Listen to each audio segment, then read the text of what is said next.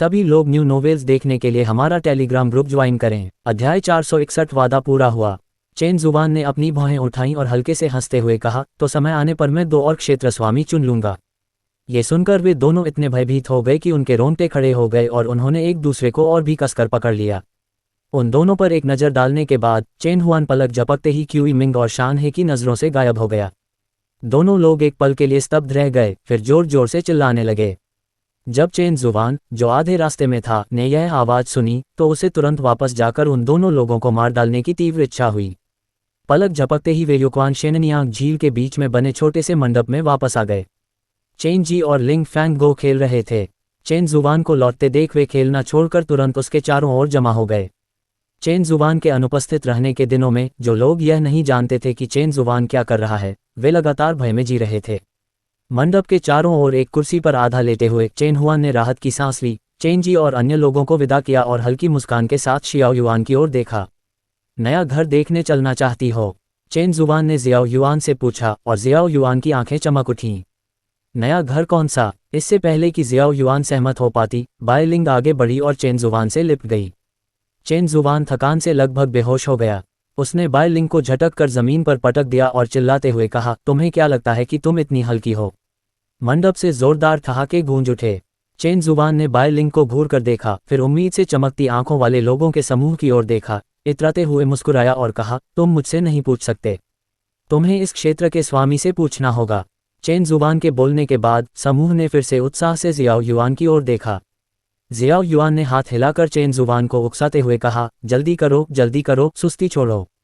हल्की सी मुस्कान के साथ चेन जुबान ने अपनी उंगलियां चटकाईं और सबके सामने एक चमकदार स्थानिक दरार खुल गई।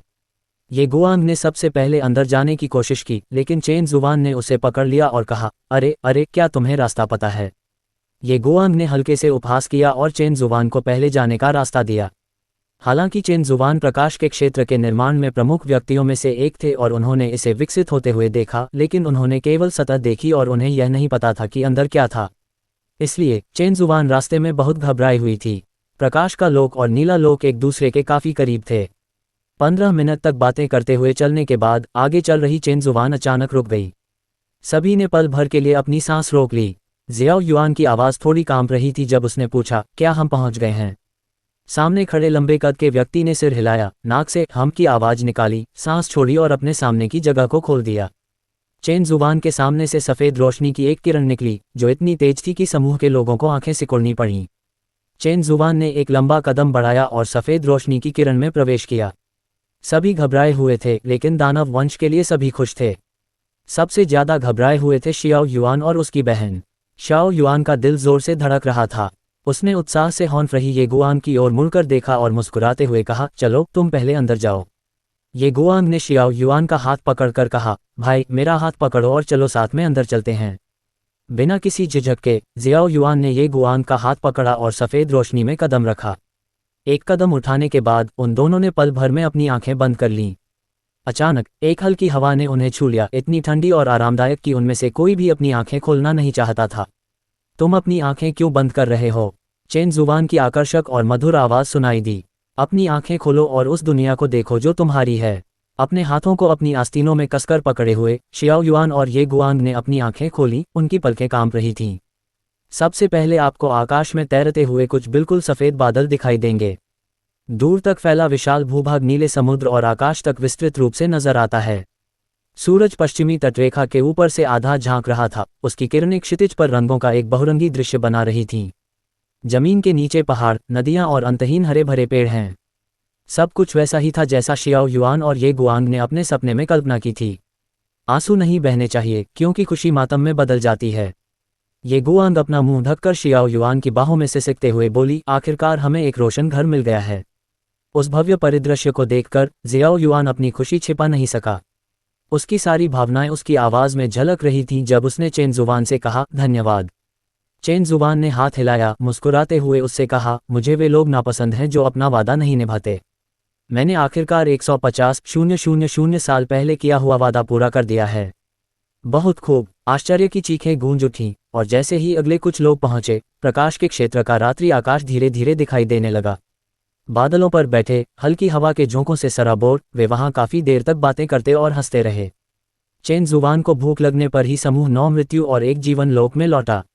रास्ते में चेन जुवान और जियाओ युआन ने अगले दिन दानव लोक के राक्षसों को स्थानांतरित करने के बारे में चर्चा की। शाओ युआन मूल रूप से चाहती थी कि चेन हुआन कुछ दिनों के लिए आराम करे, लेकिन चेन हुआन ने कहा कि ऐसे खूबसूरत घर में जल्द से जल्द चले जाना चाहिए। अगली सुबह तड़के चेन हुआन, शियाओ युआन और ये गुआंग दानव लोक के लिए रवाना हो गए।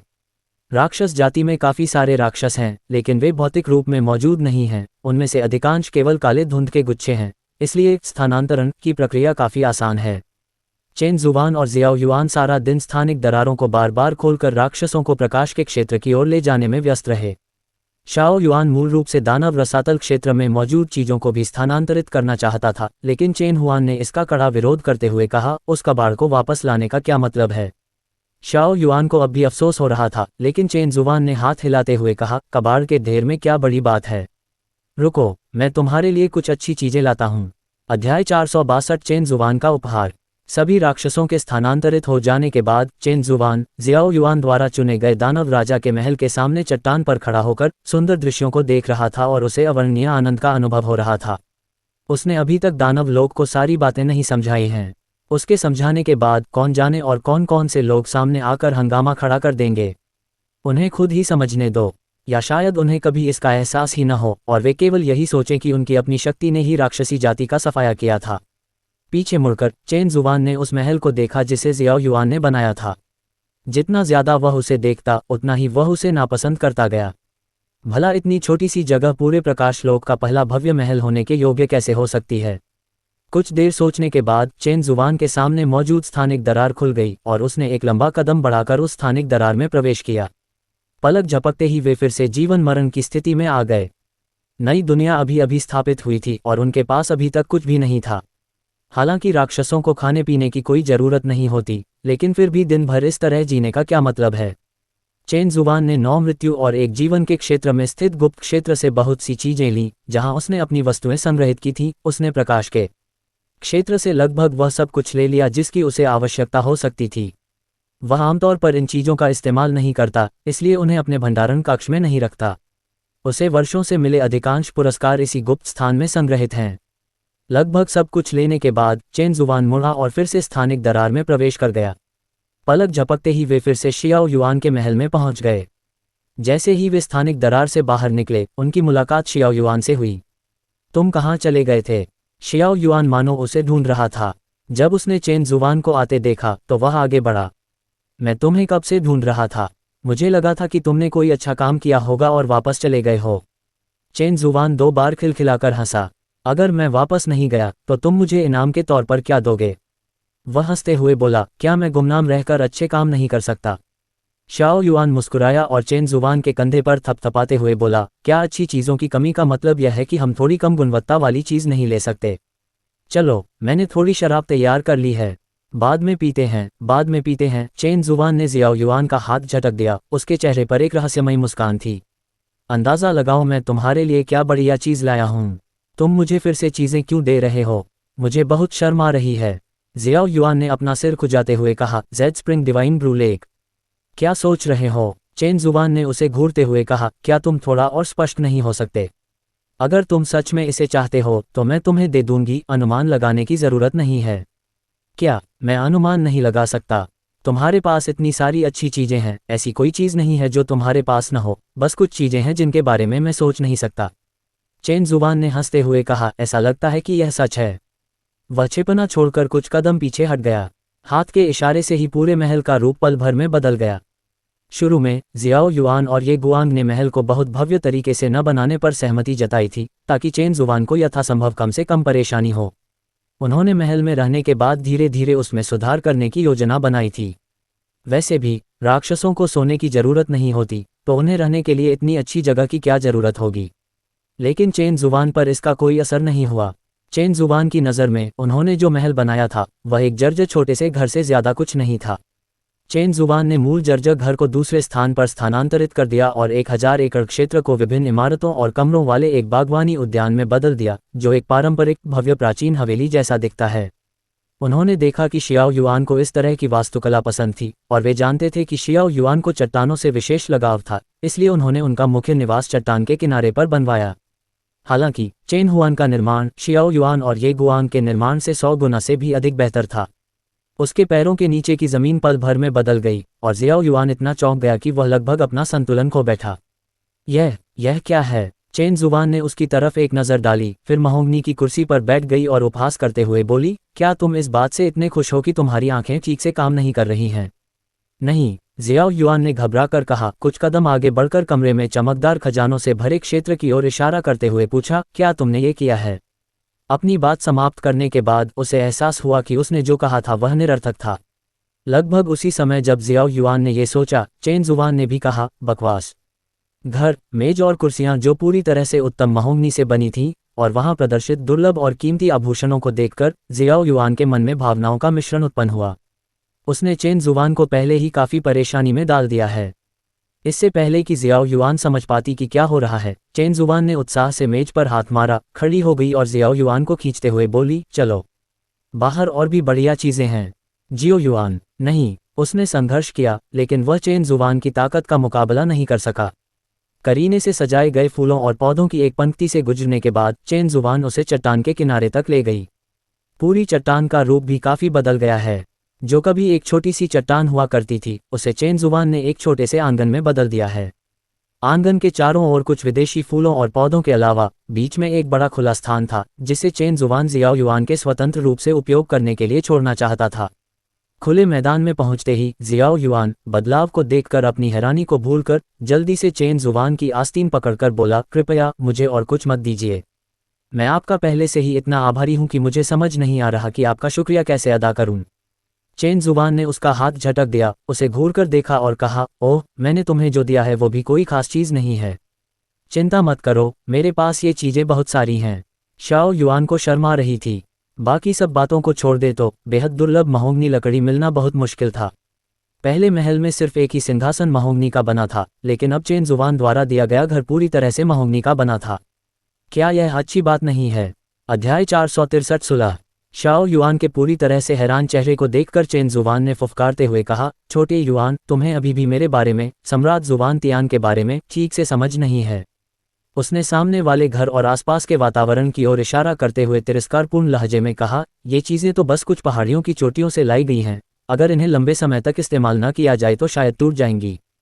चूंकि आप नए घर में जा रहे हैं, तो आपके इकलौते दोस्त के तौर पर आपको एक छोटा सा उपहार देने में क्या बुराई है?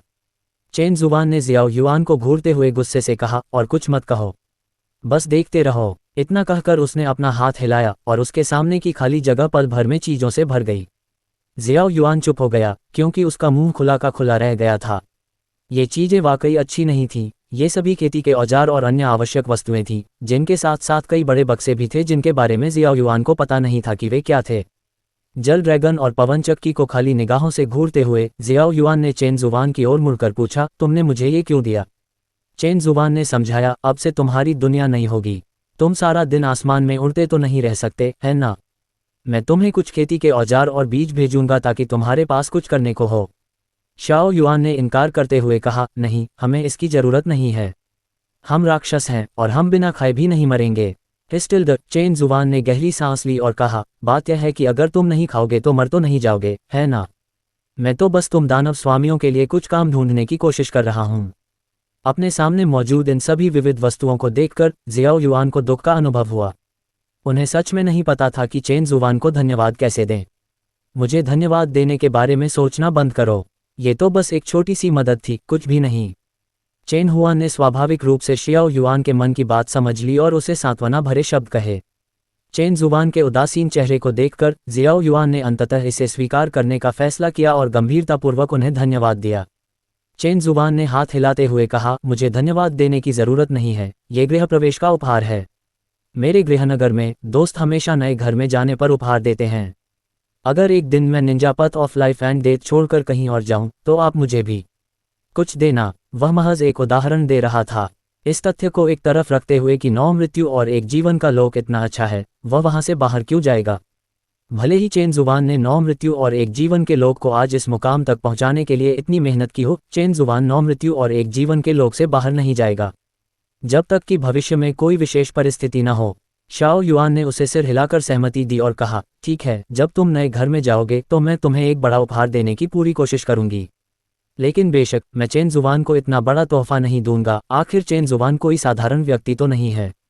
उन्होंने मूल रूप से उस शाम प्रकाश के क्षेत्र में जश्न मनाने की योजना बनाई थी, लेकिन चूंकि वे अभी अभी वहां स्थानांतरित हुए थे, इसलिए यह बहुत सुविधाजनक नहीं था क्योंकि वहां उनकी जरूरत की सभी चीजें उपलब्ध नहीं थीं। इसके अलावा प्रकाश के क्षेत्र में प्रवेश करते ही कई राक्षस इतने उत्साहित हो गए कि वे बिना किसी निशान के गायब हो गए। इसलिए जियाओ युआन ने उन्हें अपने आप जश्न मनाने के लिए बहुत सारी शराब छोड़ दी, जबकि वह और ये गुआंग चेन जुबान के साथ 9 मृत्यु और 1 जीवन के क्षेत्र में वापस जश्न मनाने चले गए। जब हम लौटे तब तक अंधेरा हो चुका था। पूर्णिमा का चांद 9 मृत्यु और 1 जीवन के लोक के ऊपर आकाश में ऊंचा लटका हुआ था और आज रात तारे असाधारण रूप से चमकीले थे। सब्जी के बगीचे में अलाव जलाया गया था और बायलिंग और वेंग बयू उसके चारों ओर चक्कर लगा रहे थे। दूसरी तरफ चूल्हे के पास चेन जी अभी भी अकेले ही काम में व्यस्त था। आज का दिन खुशी का दिन है। चेन जुबान ने अपनी पसंदीदा शराब की बोतल निकाली और आज रात खूब शराब पीने का संकल्प लिया। खाना खाते खाते अचानक चेन जुबान को एक सनसनी महसूस हुई। धधकते ज्वालामुखी पर मौजूद उन दोनों लोगों ने वास्तव में एक दूसरे के दिलों में मौजूद द्वेष को इतनी जल्दी पूरी तरह से खत्म करने में कामयाबी हासिल कर ली। चेन जुबान मुस्कुराया और सिर हिलाया, अपना शराब का गिलास उठाया और शियाओ युआन के गिलास से टकराया। उसने फैसला किया कि वह उन्हें थोड़ी देर और वहीं छोड़ देगा और कल सुबह उठने पर उन्हें बाहर ले आएगा। जब चेन शुआंगंग ने उग्र ज्वालामुखी को छोड़ा तो वे दोनों पहले कुछ देर तक जोर जोर से रोए और फिर कुछ देर तक एक दूसरे को कोसते रहे। कई बार वे आपस में लड़ने ही वाले थे, लेकिन अगर उनमें से एक भी हमला कर देता तो दोनों में से कोई भी जीवित नहीं बचता। जब उनके अपमानजनक प्रयास व्यर्थ साबित हुए तो दोनों कुछ देर के लिए चुप हो गए। इस समय चीमिंग को लगा कि यह उनके माता पिता के बीच की दुश्मनी है, तो उसे इसे क्यों सहना चाहिए। वैसे भी उसके माता पिता अपने जीवन काल में बहुत खुश थे। इसका एकमात्र नकारात्मक पहलू यह है कि लोग अक्सर क्यूई फैंग की आलोचना करने लगते हैं। इस विवाह का उद्देश्य एक शुद्ध फीनिक्स संतान का जन्म था, इसलिए ची फैंग के विवाह पर फेदफॉल क्षेत्र के सभी लोगों की नज़र थी। हालांकि जब ची फैंग ने मायरीड माउंटेन्स क्षेत्र की राजकुमारी को देखा तो उसके मन में बुरी भावनाएं जाग उठीं और उसने उस पर मिलने वाली व्यर्थ विरासत को पूरी तरह से नज़रअंदाज कर दिया। शानहे ने इस बारे में सोचा और महसूस किया कि हालांकि वह हमेशा से राजकुमारी को पसंद करता था, लेकिन बाद में उसे एहसास हुआ कि उसकी बदसूरत पत्नी ही वास्तव में उससे प्यार करती थी और यह सब उसकी सावधानीपूर्वक देखभाल के कारण संभव हुआ। राजकुमारी ने उसकी ओर देखते हुए अपनी निगाहों में एक अलग और उदासीन भाव बनाए रखा। दोनों ने बात करना बंद कर दिया और उसने खुद ही इसका हल निकाल लिया। चीमिंग ने सोचा कि विरासत भाड़ में जाए, प्यार ही असली मायने रखता है। शानहे ने सोचा कि राजकुमारियों को भाड़ में जाने दो, उसकी बदसूरत पत्नी ही उसके जीवन का प्यार थी। दोनों व्यक्ति जिन्हें एक ही समय पर एक ही बात का एहसास हुआ, फूट फूट कर रोने लगे। उन्होंने एक दूसरे को देखा, एक दूसरे को कसकर गले लगाया और भी जोर से रोने लगे। अध्याय 464 फंसे हुए पूजनीय। चेन जुबान को लगा था कि वह ज्यादा से ज्यादा दोपहर तक जाग जाएगा, लेकिन उसे यह उम्मीद नहीं थी कि वह कल ज्यादा पी लेगा और थोड़ा थका हुआ महसूस करेगा। मैं शाम तक सोता रहा और फिर धीरे धीरे जागा। आंखें खोलकर शाम का समय देखकर चेन जुबान चौंक कर उठ बैठा। उसे एहसास हुआ कि कुछ गड़बड़ है। उसने सोचा कि वे दोनों लोग कैसे हो गए। अपने कपड़े पहनने की भी जहमत उठाए बिना चेन जुबान तुरंत उग्र ज्वालामुखी में वापस चला गया। दोनों को ठीक देखकर चेन जुबान ने मन ही मन राहत की सांस ली। दोनों लोग जो लंबे समय से चिंतित थे, चेन जुबान को देखकर आखिरकार राहत महसूस करने लगे। वे फूट फूट कर रोने लगे और चेन जुबान से उन्हें रिहा करने की विनती करते हुए वादा किया कि वानशान लोक और युलुओ लोक के बीच अब कभी कोई संघर्ष नहीं होगा। चेन जुबान ने संतुष्टि भरी मुस्कान के साथ उन्हें धधकते ज्वालामुखी से बाहर ले गया। जमीन को देखते ही दोनों आदमियों के पैर कांपने लगे और वे जमीन पर गिर पड़े, उठने में असमर्थ थे। चेन जुबान ने उन्हें ठंडे लहजे में देखते हुए चेतावनी दी, मुझे उम्मीद है कि आप जो कह रहे हैं वह सच है। अगर आपने इस मामले को लेकर मुझे फिर से परेशान किया तो आपको इसके परिणाम भुगतने पड़ सकते हैं। दोनों ने जल्दी से सिर हिलाकर सहमति जताई कि वे समझ गए हैं।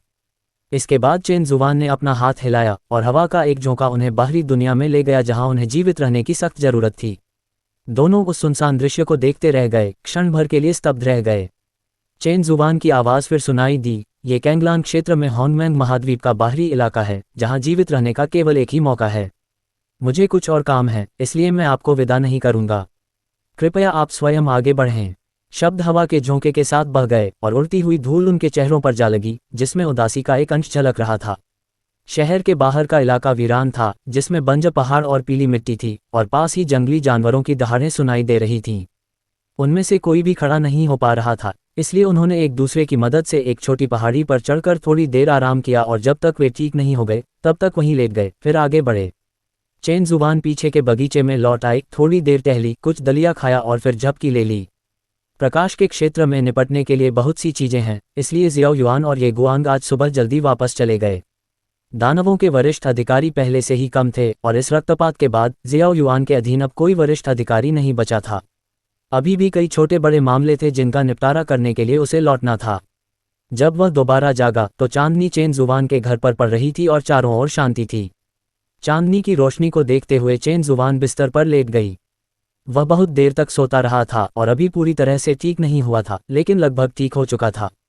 इतना ज्यादा सोने से उसे चक्कर और सिर हल्का महसूस हो सकता था। चांदनी का फायदा उठाते हुए चेन जुबान उठे और उन्होंने तुरंत सुनहरे रेशमी बर्फीले वस्त्र पहन लिए। चांदनी में गहरे रंग के कपड़े हल्के से चमक रहे थे। चेन जुबान ने दरवाजा खोला और शरद ऋतु की हवा में सांस ली। चेन जुबान का महल 9 मृत्यु और एक जीवन क्षेत्र के उन कुछ स्थानों में से एक में स्थित है जहां चारों ऋतुएं स्पष्ट रूप से दिखाई देती हैं। शरद ऋतु आ चुकी है और मौसम ठंडा होने लगा है। वह साधना कक्ष में गया और देखा कि लुओ किंगचेंग और अन्य सभी अपनी साधना पर ध्यान केंद्रित कर रहे थे, जिससे उसे सुकून मिला। अपग्रेड का इंतजार करते हुए आराम से बैठने का एहसास वाकई बहुत अच्छा होता है। हालांकि मुझे अभी भी कभी कभी कुछ शारीरिक श्रम करना पड़ता है, लेकिन ये पहले की तुलना में कहीं अधिक आसान है जब मैंने स्वयं इस संप्रदाय की स्थापना की थी। महल के सबसे ऊंचे स्थान पर बैठे हुए चेन जुबान ने चंद्रमा को देखा, जो आसानी से पहुंच के भीतर प्रतीत होता था, और उसे एक अजीब तरह की एकांतता का एहसास हुआ। पिछले 1 लाख वर्षों में उनके साथ कई बार ऐसी परिस्थितियां आई हैं, लेकिन कम से कम अब हालात पहले से कहीं बेहतर हैं। उनके कई वंशज हैं और उनका धर्मपुत्र भी यहाँ मौजूद है। बस इतना है कि उसके करीबी दोस्त लापता हैं। शरद ऋतु की हवा फिर से चलने लगी और चेन जुबान मूल रूप से वापस जाना चाहता था, लेकिन किसी तरह उसका पैर फिसल गया और वह गिर गया। सौभाग्य से वह उड़ सकता है, अन्यथा यह एक भयानक दुर्घटना हो जाती। जमीन पर पीली मिट्टी को हवा से उड़ते हुए देखकर चेन जुबान को यह दृश्य अपरिचित रूप से परिचित सा लगा। कुछ देर देखने के बाद चेन जुबान ने अचानक अपना माथा पीट लिया। अरे नहीं, अभी भी पृथ्वी की सीमा का मामला बाकी है। चेन जुबान ने मन ही मन बड़बड़ाया। उसने सोचा था कि उसे आखिरकार कुछ दिनों का आराम मिलेगा, लेकिन उसने इतने बड़े प्रोजेक्ट की उम्मीद नहीं की थी। गुस्से से भरे कदमों के साथ चेन जुबान जिंगोन घाटी लौट आया। मैं यहाँ एक रात आराम करने की योजना बना रहा हूँ और कल मैं पृथ्वी लोक में जाकर पता लगाऊंगा कि डीटिंग का अब क्या अर्थ है। चेन हुआन को यह नहीं पता था कि डीटिंग ने अभी तक हॉन्गमैंग महाद्वीप नहीं छोड़ा था। ऐसा नहीं है कि डीटिंग को रास्ता नहीं पता, अगर उसे रास्ता नहीं भी पता होता तो भी वह पृथ्वी की सीमा की आभा का अनुसरण करते हुए वापस आ सकता था।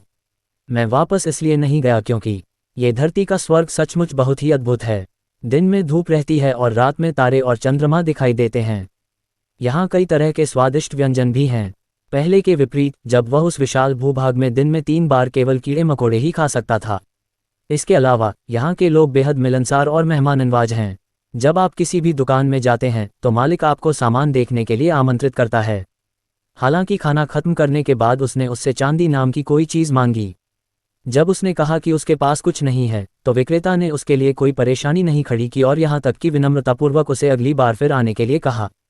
वे एक सरकारी दफ्तर या इसी तरह की किसी जगह पर पहुंचे और वहां से एक व्यक्ति बाहर आया। उसे देखते ही उस व्यक्ति ने उसे जाने नहीं दिया और जिद की कि डीटिंग यहीं रुके और संप्रदाय का नेता बने। डीटिंग को नहीं पता था कि यह किस लिए था, लेकिन उस व्यक्ति ने डीटिंग को बहुत सारा स्वादिष्ट भोजन दिया, इसलिए डीटिंग ने वहीं रुकने का फैसला किया। और इस तरह डीटिंग इस जगह पर फंस गई थी। अध्याय 465। डीटिंग की आवाज़ अब सुनाई नहीं दे रही है। जिंगोन घाटी में वापस आकर चेन जुबान को नींद नहीं आई। उसने कुछ शास्त्रीय पुस्तकों के पन्ने पलटे और उस भूमि के कठोर वातावरण के स्रोत का पता लगाया। ये पता चला है कि इस दुनिया में 3000 लोगों का स्थान भी प्रत्येक लोक के भीतर के वातावरण से घनिष्ठ रूप से संबंधित है। इसलिए इसमें कोई आश्चर्य की बात नहीं है कि इतने सारे लोगों ने चेन हुआन की एक नया राज्य स्थापित करने की योजना का विरोध किया। पृथ्वी लोक का निर्माण इस दुनिया के एक तूफानी क्षेत्र में हुआ था। यही कारण है कि पूरा लोक कभी न रुकने वाले रेतीले तूफानों से भरा हुआ है, जिससे सतह पर पौधों का उगना और लोगों का वहां रहना असंभव हो जाता है। उस मोटी प्राचीन पुस्तक को बंद करके चेन जुबान शेनान की घास पर लेट गया, फूलों की हल्की सुगंध को सूंघते हुए और आकाश में चंद्रमा को देखते हुए। जिंगोन घाटी की रात शांत और सुखद थी। आसपास उगने वाली शेनान घास लगातार चेन जुबान की आध्यात्मिक ऊर्जा को पुनर्जीवित कर रही थी। ऐसे आरामदायक वातावरण में चेन जुबान को धीरे धीरे नींद आने लगी। सोने से पहले चेन जुबान ने बुदबुदाते हुए कहा, मैं एक नई दुनिया बना सकता हूँ। स्थान बदलने में इतनी मुश्किल क्या है? उद्धरण चिन्ह। इतना कहकर वह गहरी नींद में सो गया। अगले दिन चेन जुबान बहुत जल्दी उठ गया। रात भर आराम करने और तरोताज़ा होने के बाद वह खुद को बहुत ऊर्जावान महसूस कर रहा था। 9 मृत्यु और एक जीवन के दायरे में अपने कमरे में नहाने के बाद चेन जुबान पीछे के हॉल में एक प्रशिक्षण कक्ष में गया और झांग मिंगोन को बाहर बुलाया। उस दिन हथेली के निशान इकट्ठा करने के बाद चेन जुबान ने उसके साथ बुरा बर्ताव नहीं किया। उसने उसे स्वयं साधना करने के लिए एक सम्राट शास्त्र दिया। पिछले 20 दिनों में झांग मिंगोन ने काफ़ी गंभीरता से साधना की है और वह दाओ राजा के तीसरे दर्जे से 5वें दर्जे तक पहुंच चुका है। झांग मिंगोन के साधना स्तर में आए बदलाव को भांपते हुए चेन जुबान ने अफसोस भरी मुस्कान के साथ सोचा कि यह अफसोस की बात है कि झांग मिंगोन उनका वंशज नहीं है, अन्यथा वह उसे कुछ साधना प्रदान कर सकते थे। अब जैसे जैसे लुओ किंगचेंग और अन्य लोग अपने स्तर में आगे बढ़ते हैं, उनकी साधना की प्रगति धीमी होती जाती है और वह स्वयं काफ़ी समय से अपने साधना स्तर को बढ़ाने में सक्षम नहीं हो पाए है। हालांकि चेन जुबान को कोई जल्दी नहीं है। दुनिया भर में देखें तो वह पहले से ही सबसे शक्तिशाली है। इसके अलावा उसके लिए अपने वर्तमान स्तर को और बेहतर बनाना और भी मुश्किल होगा। इस बात की कोई गारंटी नहीं है कि हमें एक और आर्थिक गतिरोध के दौर का सामना नहीं करना पड़ेगा। पृथ्वी लोक में अपना काम समाप्त करने के बाद चेन जुबान ने आत्मा सागर लोक में लौटकर लिंगबो की कब्र की सफाई करने और कुछ समय आराम करने की योजना बनाई। यदि कोई वंशज उसकी मदद के लिए नहीं आता तो वह अपने वंशजों को खोजने चला जाएगा।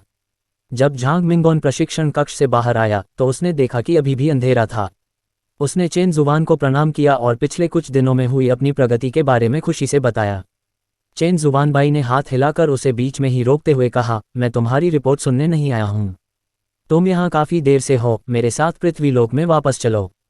चेन जुबान की बातें सुनकर झांग मिंगोन को निराशा का एक झटका लगा। वह वापस नहीं जाना चाहता था। उसने सम्राट के शास्त्र का केवल एक छोटा सा भाग ही सीखा था, फिर भी वह साधना के 2 स्तर ऊपर चढ़ चुका था। इसके अलावा चेन जुबान के प्रशिक्षण कक्ष में विशेष लाभ थे और उसने बहुत लंबे समय से साधना में उन्नति का अनुभव नहीं किया था। हालांकि चेन जुबान ने उसे केवल अस्थायी रूप से अपने यहाँ रखा था और चूंकि सम्राट जुवानटियन ने उसे जाने के लिए कहा था, इसलिए वह वहाँ नहीं रह सका। जैसे ही हमलावर ने अपना सिर नीचे किया, झांग मिंगोन ने कहा, यह जुवानटियान सम्राट हैं। ये कहने के बाद उसने साधना कक्ष की ओर एक नज़र डाली और झिझकते हुए कहा, सम्राट जुवानटियन के स्वामी, इस सम्राट शास्त्र का क्या होगा? प्रश्नवाचक चिन्ह उद्धरण चिन्ह। चेन जुबान ने हाथ हिलाकर लापरवाही से कहा, अगर मैंने तुम्हें दिया है तो ले लो। फिर मानो कुछ याद आने पर उसने अपने स्टोरेज रिंग में हाथ डाला और फलों की 3 प्लेटें निकालीं। हालांकि झांग मिंगोन को लगा कि फलों की थाली में रखे फलों से निकलने वाली सुगंध को महज एक बार सूंघने से ही उसकी साधना का स्तर बढ़ सकता है। फलों की थाली तरह तरह के दिव्य फलों से भरी हुई थी, जिन्हें झांग मिंगोन ने चेन हुआन से न मिला होता तो अपने जीवन में कभी नहीं देखा होता। झांग मिंगोन ने मुश्किल से घूंट भरा, उसकी निगाहें फलों की थाली पर टिकी हुई थीं। उसने सोचा था कि चेन जुबान के पहले के शब्द महज अनौपचारिक टिप्पणी थे, लेकिन उसे उम्मीद नहीं थी कि वह वास्तव में उन्हें उसके साथ साथ उसके सबसे बड़े और दूसरे सबसे बड़े भाइयों को भी कहेगा। उसके मन के विचार सुनकर चेन जुबान ने तिरस्कारपूर्ण मुस्कान के साथ फलों की थाली उसकी ओर उछाली और कहा, मैं सम्राट जुवानटिन हमेशा अपने वचन का पालन करता हूँ और कभी अपने वचन से पीछे नहीं हटता। झांग मिंगोन ने जल्दी से फलों की थाली ले ली और चेन जुबान की तारीफ की, लेकिन चेन जुबान ने उसे अनसुना कर दिया। दोनों के बीच एक दूरी का द्वार खुल गया और चेन जुबान पहले आगे बढ़ा और बोला, मेरे पीछे आओ। झांग मिंगोन ने रुकने की हिम्मत नहीं की। उसने फलों की 3 थालियां अपने स्टोरेज रिंग में रखीं और जल्दी से चेन जुबान के पीछे चल दिया। कुछ ही समय बाद वे दोनों पृथ्वी लोक में प्रकट हुए। उनके प्रवेश करते ही चेन जुबान ने महसूस किया कि डीटिंग पृथ्वी लोक में नहीं है। अपने सामने अंतहीन रेत के तूफान को देखते हुए चेन जुबान ने भौहें चढ़ा ली और वह संदेह से भर गया। डीटिंग के उस खतरनाक स्थिति से बाहर निकलने के बाद से 20 दिन से अधिक समय बीत चुका है। अगर वह चला भी जाता तो अब तक उसे वापस आ जाना चाहिए था। चेन जुबान को कोई हरकत न करते देख चेन जुबान के पीछे चल रहे झांग मिंगोन ने चिंता से पूछा, महाराज, क्या मैं आपको अंदर तक छोड़ दूं? चेन जुबान ने उसे इशारा किया कि वह इसका इस्तेमाल न करे, क्योंकि उसे डर था कि उसने इसे गलत समझा होगा। उसने इसे फिर से महसूस किया, लेकिन फिर भी पृथ्वी लोक में डीटिंग की कोई आभा नहीं देख पाया। यदि चेन जुबान ने पहली बार डीटिंग की उपस्थिति को इसलिए महसूस नहीं किया क्योंकि वह छिपा हुआ था, तो दूसरी बार अपनी दृष्टि बढ़ाने पर उसने उसे अवश्य देखा। वास्तव में पूरे पृथ्वी लोक में कोई डीटिंग मौजूद नहीं था। चेन जुबान ने भौहें चढ़ाकर झांग मिंगोन की ओर मुड़ा और निर्देश दिया, मुझे एक अत्यावश्यक काम निपटाना है। तुम पहले वापस जाओ। उन दोनों बुजुर्गों से कहो कि वे हार न माने और उनसे ये भी पूछो कि क्या वे चाहते हैं कि पृथ्वी लोक इस तरह के अत्यधिक कठोर वातावरण से छुटकारा पाए। इतना कहकर वह झांग मिंगोन की नज़रों से ओझल हो गया। झांग मिंगोन, जिसे चेन जुवान की बात पूरी तरह समझ नहीं आई थी, पीली रेत पर पूरी तरह से अचंभित खड़ा रहा और हवा और रेत भी उसके संदेह को दूर नहीं कर सकी। अध्याय 466 क्यूली प्रांत का पहला शहर। कुछ देर सोचने के बाद झांग मिंगोन ने अपना सिर हिलाया और बुदबुदाया, छोड़ो, वे जो कहेंगे हम वही करेंगे। चेन जुबान ने सोचा कि दी टिंग शायद रास्ता भटक गया होगा क्योंकि वह पहले बाहर नहीं आया था, इसलिए वह स्थानिक दरार से नहीं गुजरा और पृथ्वी लोक के साथ साथ 9 मृत्यु और एक जीवन लोक की ओर वापस उड़ गया। उसकी देखने की क्षमता सीमित थी, लगभग पूरी पृथ्वी को घेरने की ही सीमा थी। हालांकि पृथ्वी बहुत छोटी थी, इसलिए यह मुश्किल नहीं था। हालांकि अन्य क्षेत्र इतने छोटे नहीं हैं। यहाँ तक कि दूसरा सबसे छोटा कैंगलान क्षेत्र भी महान पृथ्वी क्षेत्र से 5 या 6 गुना बड़ा है। अन्य महान क्षेत्रों की तो बात ही छोड़ दें। चेन जुबान ने 9 मृत्यु और एक जीवन लोक में वापस जाने वाले एकमात्र मार्ग पर दी टिंग की खोज के लिए अपनी अधिकतम चेतना का उपयोग किया, लेकिन 9 मृत्यु और एक जीवन लोक में बार बार लौटने के बाद भी वह दी टिंग को नहीं ढूंढ सका। ड्रैगन की हड्डी से बनी अपनी कुर्सी पर बैठे हुए चेन जुबान को सिरदर्द महसूस होने लगा। अरे नहीं, क्या उसने डी टिंग एक पौराणिक जानवर को खो दिया है? मुझे उस दिन उसे अकेले नहीं जाने देना चाहिए था, मुझे उसे विदा करने जाना चाहिए था, भले ही वह सहयोग नहीं कर रहा था। चेन जुबान में अभी अंतरिक्ष को समझने की क्षमता नहीं थी और न ही वह उंगलियों पर गिनकर किसी व्यक्ति के स्थान और गतिविधियों का अनुमान लगा सकता था। इसलिए स्वाभाविक रूप से उसे यह नहीं पता था कि डी टिंग इस समय हॉन्गमैंग महाद्वीप के दूसरी ओर उससे 9000 मील दूर मौजूद है। जहां चेन हुआन मौत के करीब के अनुभव से जूझ रही थी, वहीं डी टिंग हॉन्गमैंग महाद्वीप के सबसे समृद्ध स्थान तिआंडी शहर में थी। जैसे ही सूर्योदय हुआ, पूज्य गुरुजी गहरी नींद में सो रहे थे। उनके तकिए के दूसरी तरफ एक सुंदर स्त्री थी। कल रात तीसरी पहर तक जश्न चलता रहा और आज तो मैं निश्चित रूप से तब तक नहीं उठ पाऊंगा जब तक सूरज आसमान में काफी ऊपर न चढ़ जाए। स्वर्ग और पृथ्वी के नगर में पहुंचने के 23वें दिन पूज्य दी टिंग ने सपने में एक बार फिर कहा कि मानव जगत कितना अद्भुत है। खिड़की से सूरज की रोशनी कमरे में आ रही थी, लेकिन सपने में खोई हुई दी टिंग को सूरज की रोशनी बहुत तेज लगी और उसने लापरवाही से हाथ हिलाकर खिड़की को एक काले पर्दे से ढक दिया। पीछे मुड़कर दी टिंग ने उस महिला को गले लगा लिया। उसका चेहरा खुशी से चमक रहा था। यह दृश्य चेन हुआन के शोकग्रस्त चेहरे से बिल्कुल विपरीत था, जो आसन मृत्यु का सामना कर रहा था। इसी बीच तिआंडी शहर के नगर स्वामी ये फैंग और शहर के नंबर 1 संप्रदाय वुवांग अमर संप्रदाय के संप्रदाय प्रमुख शी टिंग तिआंडी शहर के वुवांग पर्वत पर स्थित अमर पूजनीय हॉल में एक गुप्त बैठक कर रहे थे। सुबह की रोशनी अमर पूजनीय हॉल की भव्य सुनहरी संरचना पर पड़ रही थी और परावर्तित सुनहरी रोशनी इतनी सुंदर थी कि उससे नजरें हटाना असंभव था। आज सुबह तड़के ये फैंग आदरणीय गुरु के कमरे से लौटकर अपने शयनकक्ष में दाखिल हुए। इससे पहले कि वे दरवाजा बंद कर पाते, तलवार की आभा ये फैंग के माथे के पास से गुजरी। गुप्त पत्र ले जाने वाली तलवार की ऊर्जा ये फैंग के बिस्तर में मजबूती से धसी हुई थी। अभी भी सहमे हुए ये फैंग ने देखा कि बाहर मौजूद लोगों का दोबारा हमला करने का कोई इरादा नहीं था, इसलिए उसने दरवाजा बंद कर दिया और बिस्तर पर रखी चीजों को देखने चला गया। ये व्यक्ति अत्यंत कुशल था, लेकिन तलवार के एक ही वार से उसने ये फैंग के बिस्तर में एक गहरी दरार डाल दी। फिर भी उसके द्वारा पहुंचाया गया पत्र सुरक्षित रहा। लिफाफा उतारने के बाद ये फैंग उस पर लिखे चुनौती शब्दों को गहराई से सोचने लगा। लिफाफा खोलने से पहले ही उसे पता चल गया था कि चुनौती किसने दी है। कैंगलान क्षेत्र 3000 लोगों में सबसे निम्न श्रेणी का क्षेत्र है। इसकी रैंकिंग पूरे क्षेत्र में रहने वाले लोगों के औसत साधना स्तर के आधार पर निर्धारित की जाती है। यद्यपि कैंगलान क्षेत्र के पास हॉन्गमैंग महाद्वीप है, जो एक ऐसा खजाना है जिससे 3000 लोग भी भयभीत होते हैं, फिर भी यह अपने पूर्वजों से विरासत में मिली जन्मजात खजाने की भूमि के आधार पर ही अपनी रैंकिंग को बनाए नहीं रख सकता है। आदिम महाद्वीप उन 3000 लोगों में सबसे रहस्यमय है, जिन पर प्राचीन काल के रचनाकारों ने सबसे अधिक परिश्रम किया था। ये संपूर्ण महाद्वीप धातु, लकड़ी, जल, अग्नि और पृथ्वी जैसे 5 तत्वों के दिव्य पदार्थों और अनंत आध्यात्मिक शक्ति से निर्मित है। यह इस संसार का एकमात्र महाद्वीप है जो अन्य सभी महाद्वीपों से श्रेष्ठ और सबसे शक्तिशाली है। क्योंकि हॉन्गमैंग महाद्वीप में ही उत्कृष्ट पर्यावरणीय परिस्थितियां मौजूद हैं, इसलिए इस महाद्वीप पर रहने वाले प्रारंभिक मनुष्यों ने आरंभ से ही खेती पर ध्यान केंद्रित किया। अपने चरम पर अकेले हॉन्गमैंग महाद्वीप ही पूरी दुनिया का मुकाबला करने के लिए पर्याप्त था। पिछले कुछ मिलियन वर्षों में संपूर्ण महाद्वीप 6 चरणों से गुजरा है, जिसमें दूसरा चरण इसका चरम था। जैसे जैसे यह आगे बढ़ा, इसके अत्यधिक विकास के कारण कुछ द्वेषपूर्ण व्यक्तियों ने महाद्वीप के भीतर विभिन्न जातियों के बीच युद्ध भड़का दिए और तब से हॉन्गमैंग महाद्वीप का पतन शुरू हो गया। यद्यपि कैंगलान क्षेत्र पूरे 3000 क्षेत्रों में सबसे कम समग्र साधना स्तर वाला क्षेत्र बन गया है, फिर भी हॉन्गमैंग महाद्वीप के रूप में इसकी प्रतिष्ठा कभी भी अपने उच्च स्थान से नहीं गिरी है। हॉन्गमैंग महाद्वीप के क्वेली प्रांत में 2 शहर हैं जिन्हें पूरे हॉन्गमैंग महाद्वीप में समृद्ध माना जाता है, तियानडी शहर और लियुजोउ शहर। मुख्य भूमि पर स्थित पहले शहर में रहने वाले लोगों को खेती में बोनस मिलेगा, इसलिए ये दोनों शहर कई वर्षों से लिजोउ में नंबर 1 शहर का खिताब हासिल करने के लिए प्रतिस्पर्धा कर रहे हैं। 300 वर्ष पूर्व तियानडी शहर के वुवांग अमर संप्रदाय ने लियुजोउ शहर के कियू संप्रदाय को पराजित किया और तियानडी शहर क्वेली प्रांत का अग्रणी शहर बन गया। हालांकि कुछ समय पहले ही वुवांग अमर संप्रदाय के वरिष्ठ गुरु का देहांत हो गया और वे इस संसार से विदा हो गए। वुवांग अमर संप्रदाय के नेता का उत्तराधिकारी उतना शक्तिशाली नहीं था। सैकड़ों हजारों वर्षों से तियानडी शहर में अचानक प्रकट हुए व्यक्ति के अलावा होनमेंग महाद्वीप पर असाधारण रूप से उच्च प्रतिभा और साधना स्तर वाला कोई भी व्यक्ति प्रकट नहीं हुआ है।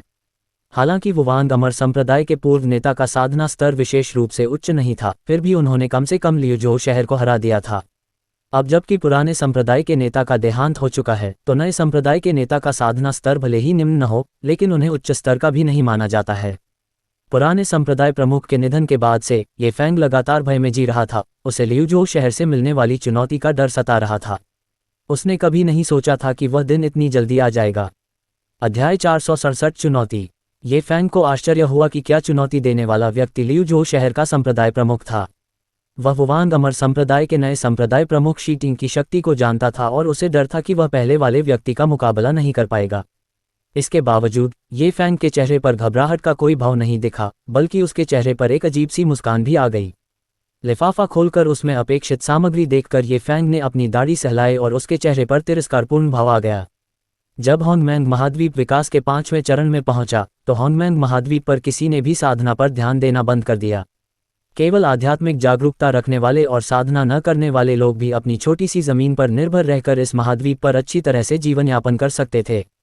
क्योंकि बाहर के सभी लोग जानते हैं कि होनमेंग महाद्वीप की आध्यात्मिक ऊर्जा पूरी तरह से समाप्त हो चुकी है, इसलिए कोई भी इस स्थान के लिए लड़ने नहीं आता है।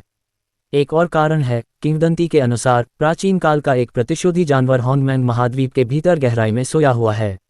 यदि वह जाग उठा तो 3000 लोगों के सभी लोग नष्ट हो जाएंगे। अगर यह कहानी कहीं और घटित होती तो निश्चित रूप से ऐसे लोग इसे लेकर संदेह करते और इसकी सच्चाई की जांच करने का प्रयास करते। लेकिन चूंकि यह कहानी होनमेंग महाद्वीप में घटित हो रही है, इसलिए कोई भी मौत को दावत देने की हिम्मत नहीं करता। ये फैंग ने खुद अभी अस्थि प्रवर्धन चरण को पार किया था और आत्मा पोषण के पहले स्तर तक पहुंचा था, लेकिन आत्मा पोषण के कम से कम 5वें स्तर पर मौजूद किसी व्यक्ति की चुनौती का सामना करने पर वह बिल्कुल भी विचलित नहीं हुआ। मामले पर वुवांग अमर संप्रदाय के नेता से चर्चा करने के लिए संप्रदाय में जाने से पहले उन्होंने थोड़ी देर झपकी भी ली। ये फैंग को देर तक सोने की आदत नहीं है। अगर वह रात को देर से भी सोता है तो भी वह सुबह होते ही अपने आप उठ जाता है। वुवांग अमर संप्रदाय के निवास स्थान वुवांग पर्वत पर स्थित अमर द्वार के चरणों में पहुंचने पर द्वार की रक्षा कर रहे शिष्य तुरंत अपनी तलवारें लेकर आए और ये फैंग को प्रणाम किया। नमस्कार नगर स्वामी, ये फैंग ने लापरवाही से हाथ हिलाते हुए कहा। अपने संप्रदाय के नेता को बता देना कि मुझे उनसे कुछ बात करनी है। मैं अमर पूजनीय हॉल में जाकर उनका इंतजार करूंगा। इतना कहकर ये फैंग ने अपने हाथ पीठ के पीछे किए और पहाड़ पर चढ़ने वाली लंबी सीढ़ी पर कदम रख दिया। यद्यपि होनमेंग महाद्वीप की आध्यात्मिक ऊर्जा लगभग पूरी तरह से समाप्त हो चुकी थी, फिर भी यह स्थान आखिरकार एक खजाना भूमि थी जिसे सृष्टिकर्ता ने बड़ी मेहनत से बनाया था, इसलिए यहाँ का वातावरण स्वाभाविक रूप से असाधारण था। ये फैंग को सबसे ज्यादा पसंद वो लंबी सीढ़ियाँ थीं जो वुवांग अमर संप्रदाय से पहाड़ तक जाती थीं। उनके जैसे बुजुर्ग व्यक्ति के लिए, जिन्हें ज्यादा चलना फिरना पसंद नहीं था, जिनकी साधना का स्तर कम था और जो उम्रदराज भी थे, नियमित रूप से इन लंबी सीढ़ियों पर चढ़ना उतरना व्यायाम का सबसे अच्छा तरीका था। उसके पीछे चल रहे शिष्यों को इस बात की परवाह नहीं थी कि ये फैंग उन्हें देख पा रहा है या नहीं। ये फैंग का आदेश सुनते ही उन्होंने प्रणाम किया और फिर तेजी से बगल के रास्ते से पहाड़ पर चढ़ गए। उस समय ज़ीटिंग सो रही थी। वह बहुत युवा थे, उनकी उम्र केवल 100 वर्ष से थोड़ी अधिक थी। हालांकि वे संप्रदाय के नेता बन गए थे, इसका एक बड़ा कारण ये था कि उनके वुवांग अमर संप्रदाय से कोई और उपयुक्त व्यक्ति नहीं मिल सका था। जब ज़ीटिंग की नींद दरवाजे पर दस्तक से खुली तब सूरज निकल चुका था। आमतौर पर इस समय वह 3-4 घंटे और सोता रहता था। उसने दरवाजा खोला, नींद से जागने के कारण थोड़ा चिड़चिड़ाते हुए बोला, कितना समय हो गया है? तुम क्या कर रहे हो? रिपोर्ट देने आया शिष्य बुरी तरह पसीने से तरबतर था। शीटिंग के शब्दों ने उसे इतना चौंका दिया कि उसके चेहरे से पसीना बहने लगा। वह हकलाते हुए बोला, पंथ के स्वामी, नगर प्रमुख आए थे और उन्होंने कहा कि उन्हें आपसे कुछ बात करनी है। वे इस समय अमर पूजनीय हॉल में प्रतीक्षा कर रहे हैं। क्या वो मुझसे किसी बात पर मिलना चाहते हैं? ज़ीटिंग ने भौहें चढ़ाते हुए कहा, मैं कल रात तक पूज्यवर के साथ शराब पी रहा था। इस समय उन्हें मुझसे क्या चाहिए हो सकता है? ये शिष्य तो नहीं जानता। पर उसने देखा कि नगर स्वामी के चेहरे पर कोई गंभीर भाव नहीं था और वह लंबी सीढ़ी पर चढ़ गया। शिष्य ने कुछ देर सोच विचार करने के बाद कहा, वैसे मैंने देखा कि नगर स्वामी के हाथ में एक पत्र था, पर मुझे नहीं पता कि उसमें क्या लिखा है। जियाटिंग ने अपना सिर नीचे झुकाया और धीरे से कुछ अपशब्द बुदबुदाए। ये बूढ़ा आदमी खुद तो सो नहीं पा रहा है, पर दूसरों को भी सोने नहीं दे रहा। अगर कोई ज़रूरी बात नहीं है तो इतनी सुबह यहाँ आने का क्या मतलब है? उसने हाथ हिलाकर जमीन पर मौजूद लोगों को जाने का इशारा किया और शीटिंग कपड़े बदलने के लिए वापस अंदर चली गई। उन्होंने औपचारिक पोशाक नहीं पहनी थी, बल्कि अपने कंधों पर एक बैंगनी रंग का बाथरोब लपेटा हुआ था और अमर पूजनीय महल की ओर चल पड़े। उस समय होंगलैंग महाद्वीप में शरद ऋतु का मौसम था। ओस की बूंदों से सड़क किनारे लगे बांस के पत्ते भीग गए थे, जिससे वे एकदम साफ और बेहद खूबसूरत लग रहे थे। अमर पूजनीय महल वुवान पर्वत के सबसे ऊंचे स्थान पर स्थित है, जो शीटिंग के निवास से ज़्यादा दूर नहीं है। वहां पैदल चलकर पहुंचने में लगभग 15 मिनट लगते हैं। जैसे ही वे मुख्य हॉल के प्रवेश द्वार पर पहुंचे, उनकी मुलाकात ये फैंग से हुई, जो अभी अभी ऊपर आया था। जियाटिंग ने देखा कि उसका लहजा और हाव भाव ठीक नहीं थे और उसने कहा, आप इतनी सुबह यहाँ क्या कर रहे हैं, नगर स्वामी? आप तो सोने के लिए बहुत बूढ़े हो चुके हैं, लेकिन मैं अभी भी जवान हूँ। मुझे इतनी जल्दी उठना बर्दाश्त नहीं होता। ये फैंग को शीटिंग के इस तरह बात करने की आदत सी हो गई थी, और उसने मुस्कुराते हुए उसकी ओर इशारा करते हुए कहा, तुम 100 साल से भी ज़्यादा उम्र के हो गए हो और अब भी खुद को जवान कहते हो।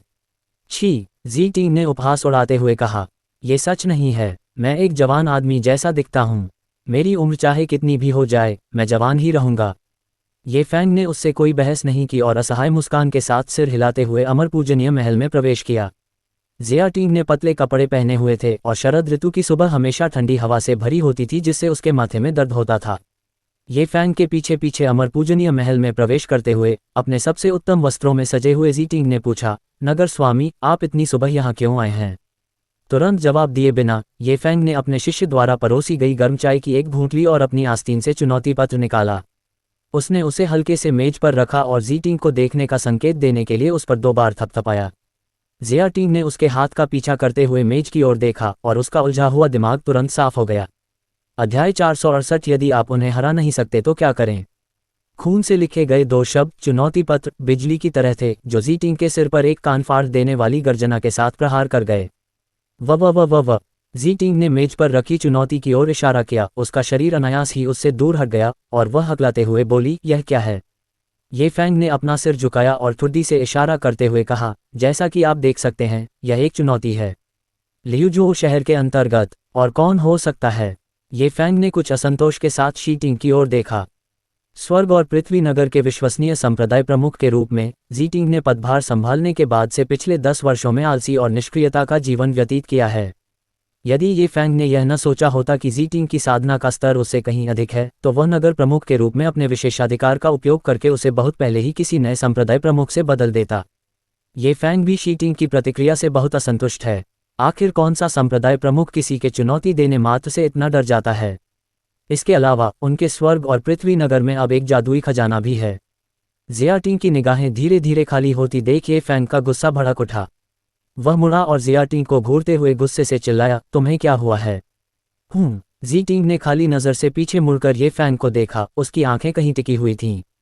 ये फैंग का गुस्सा और बढ़ गया और उसने मेज पर मुक्का मारा, जिसकी आवाज़ अमर श्रद्धा कक्ष में काफ़ी देर तक गूंजती रही, जिससे शीटिंग भी जाग गया। हमें क्या करना चाहिए, स्वामी? उसने चिंता से ये फैंग की ओर देखा, उससे कुछ मदद पाने की कोशिश करते हुए। दरअसल दोनों शहरों के बीच की लड़ाई दोनों शहरों के भीतर मौजूद 2 गुटों के बीच पहला द्वंद्व था।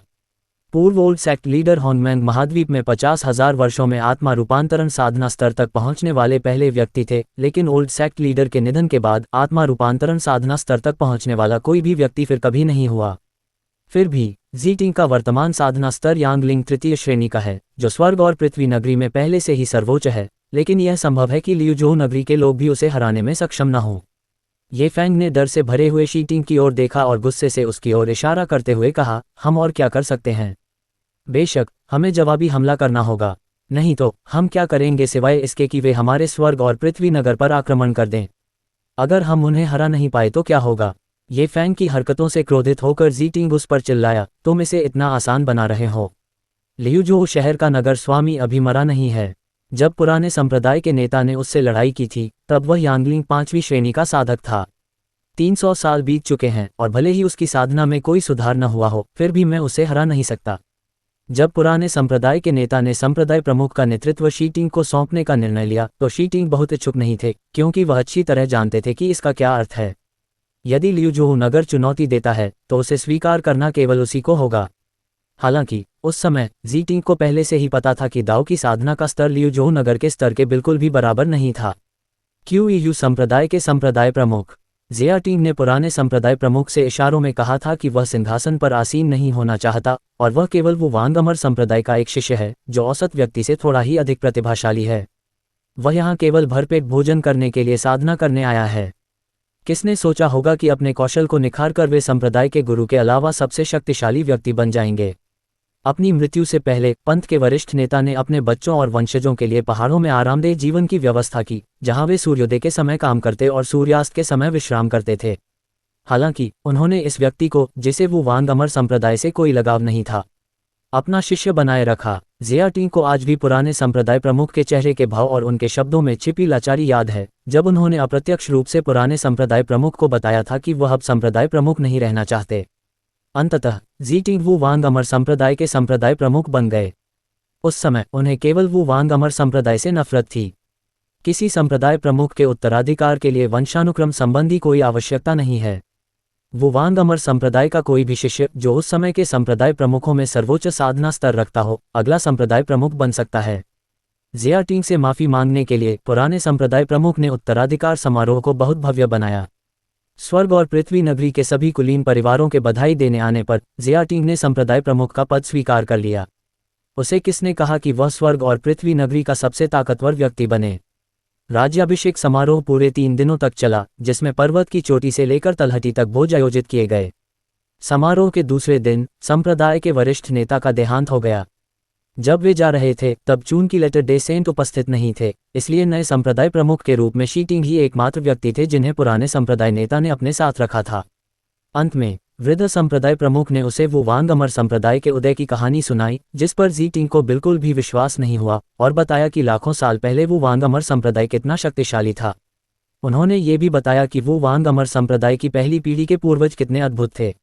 जिया टिंग को इनमें से किसी बात पर विश्वास नहीं था। उसे लगा कि बूढ़ा संप्रदाय प्रमुख उसे सांत्वना देने की कोशिश कर रहा है ताकि वह संप्रदाय प्रमुख बना रह सके। आखिरकार जी टिंग दशकों से पुराने संप्रदाय प्रमुख के मार्गदर्शन में शिष्यों का नेतृत्व कर रहा था, इसलिए उसके मन में उनके प्रति कुछ स्नेह तो था ही। उसने पुराने संप्रदाय प्रमुख का हाथ थामते हुए कहा, गुरुजी, मनगढ़ंत कहानियां बनाना बंद कीजिए। चिंता मत कीजिए, मैं वो वांग अमर संप्रदाय का अच्छे से नेतृत्व करने की पूरी कोशिश करूंगा। जब बूढ़े संप्रदाय प्रमुख ने देखा कि जी टिंग को उन पर विश्वास नहीं हो रहा है, तो उनके पास और कुछ कहने की शक्ति नहीं बची। अंत में उन्होंने जी टिंग को केवल एक फटा हुआ टोकन दिया और उससे कहा, यदि संप्रदाय संकट में हो तो 9 मृत्यु एक जीवन लोक में जाकर प्रथम पीढ़ी के पूर्वज को ढूंढ लेना। जिया टिंग ने प्रथम पीढ़ी के पूर्वज के बारे में सुना तो था, लेकिन उसे इस पर कभी पूरा विश्वास नहीं हुआ। भले ही यह सच हो, हांगकांग में जन्मे और पले बड़े होने के नाते जिया टिंग स्वाभाविक रूप से यह जानता था।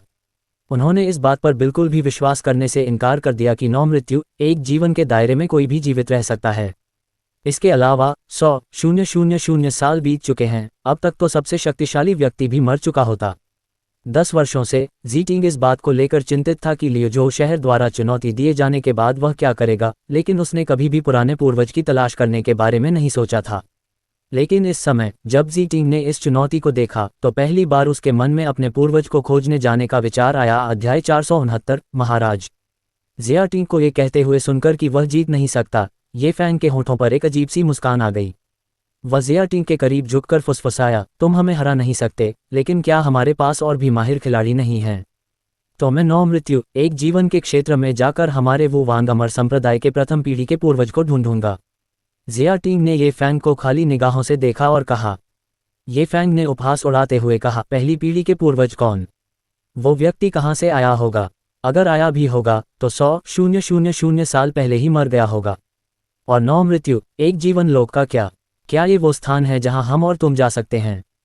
टुबो के उसके उपयोग ने शी टिंग के दिल में पनप रही प्रेम की लौ को पूरी तरह से बुझा दिया। ये फैंग के आत्मविश्वास से भरे चेहरे को देखकर शी टिंग ने पूछा, तो आप जिस विशेषज्ञ की बात कर रहे हैं वह कौन है? ये फैंग ने निराशा से जी टिंग की ओर देखते हुए फुफकारा और कहा, क्या तुम पिछले कुछ दिनों से व्यर्थ ही खा पी रहे हो? आदरणीय, ये फैंग ने जीटिंग के कान के पास ताली बजाए, इस डर से कि कहीं वह जाग न जाए। जीटिंग, जो अचंभित थी, अचानक होश में आए। उसे अभी तक ये बात क्यों नहीं सूझी। 20 दिन से भी अधिक समय पहले एक व्यक्ति जिसकी साधना का स्तर पृथ्वी के सर्वोच्च स्तर तक पहुंच गया था, अचानक स्वर्ग और पृथ्वी नगरी में घुस गया। वह देखने में तो एक युवक जैसा लगता था, लेकिन उसकी आवाज़ 70 वर्ष के एक बूढ़े व्यक्ति की तरह कर्कश थी। उसके हाथ में किसी प्रकार की लकड़ी का बना एक राजदंड था, जिससे घंटियों की एक माला लटक रही थी। स्वर्ग और पृथ्वी नगरी के सभी लोग इस व्यक्ति को देखकर स्तब्ध रह गए, क्योंकि इस व्यक्ति का साधना स्तर पहले से ही इतना ऊंचा है कि निम्न साधना स्तर के लोग वास्तव में इसकी उच्चता को समझ ही नहीं सकते। जब विशेषज्ञ नगर स्वामी के निवास के द्वार पर पहुंचा, तो नगर स्वामी उसे स्वर्ग और पृथ्वी नगर के स्वर्ग और पृथ्वी महल में ले गया। सौभाग्य से विशेषज्ञ अनुभवहीन प्रतीत हुआ और उसे कुछ भी ज्ञात नहीं था, इसलिए कुछ स्वादिष्ट भोजन ही उसे वहां रोके रखने के लिए पर्याप्त था। जब गुरु का नाम पूछा गया तो गुरु ने अपने युवा चेहरे पर एक पल के लिए झिझक दिखाई, फिर ये फैंग से गहरी आवाज में बात की। दाओ, मुझे आदरणीय व्यक्ति कहकर पुकारिए। डीटिंग अब भी सतर्क था। आखिरकार वह 3000 लोगों में एक प्रसिद्ध व्यक्ति था और उसे चिंता थी कि अगर लोगों ने उसे नश्वर दुनिया में प्रवेश करते हुए देख लिया तो इसे अनावश्यक परेशानी होगी।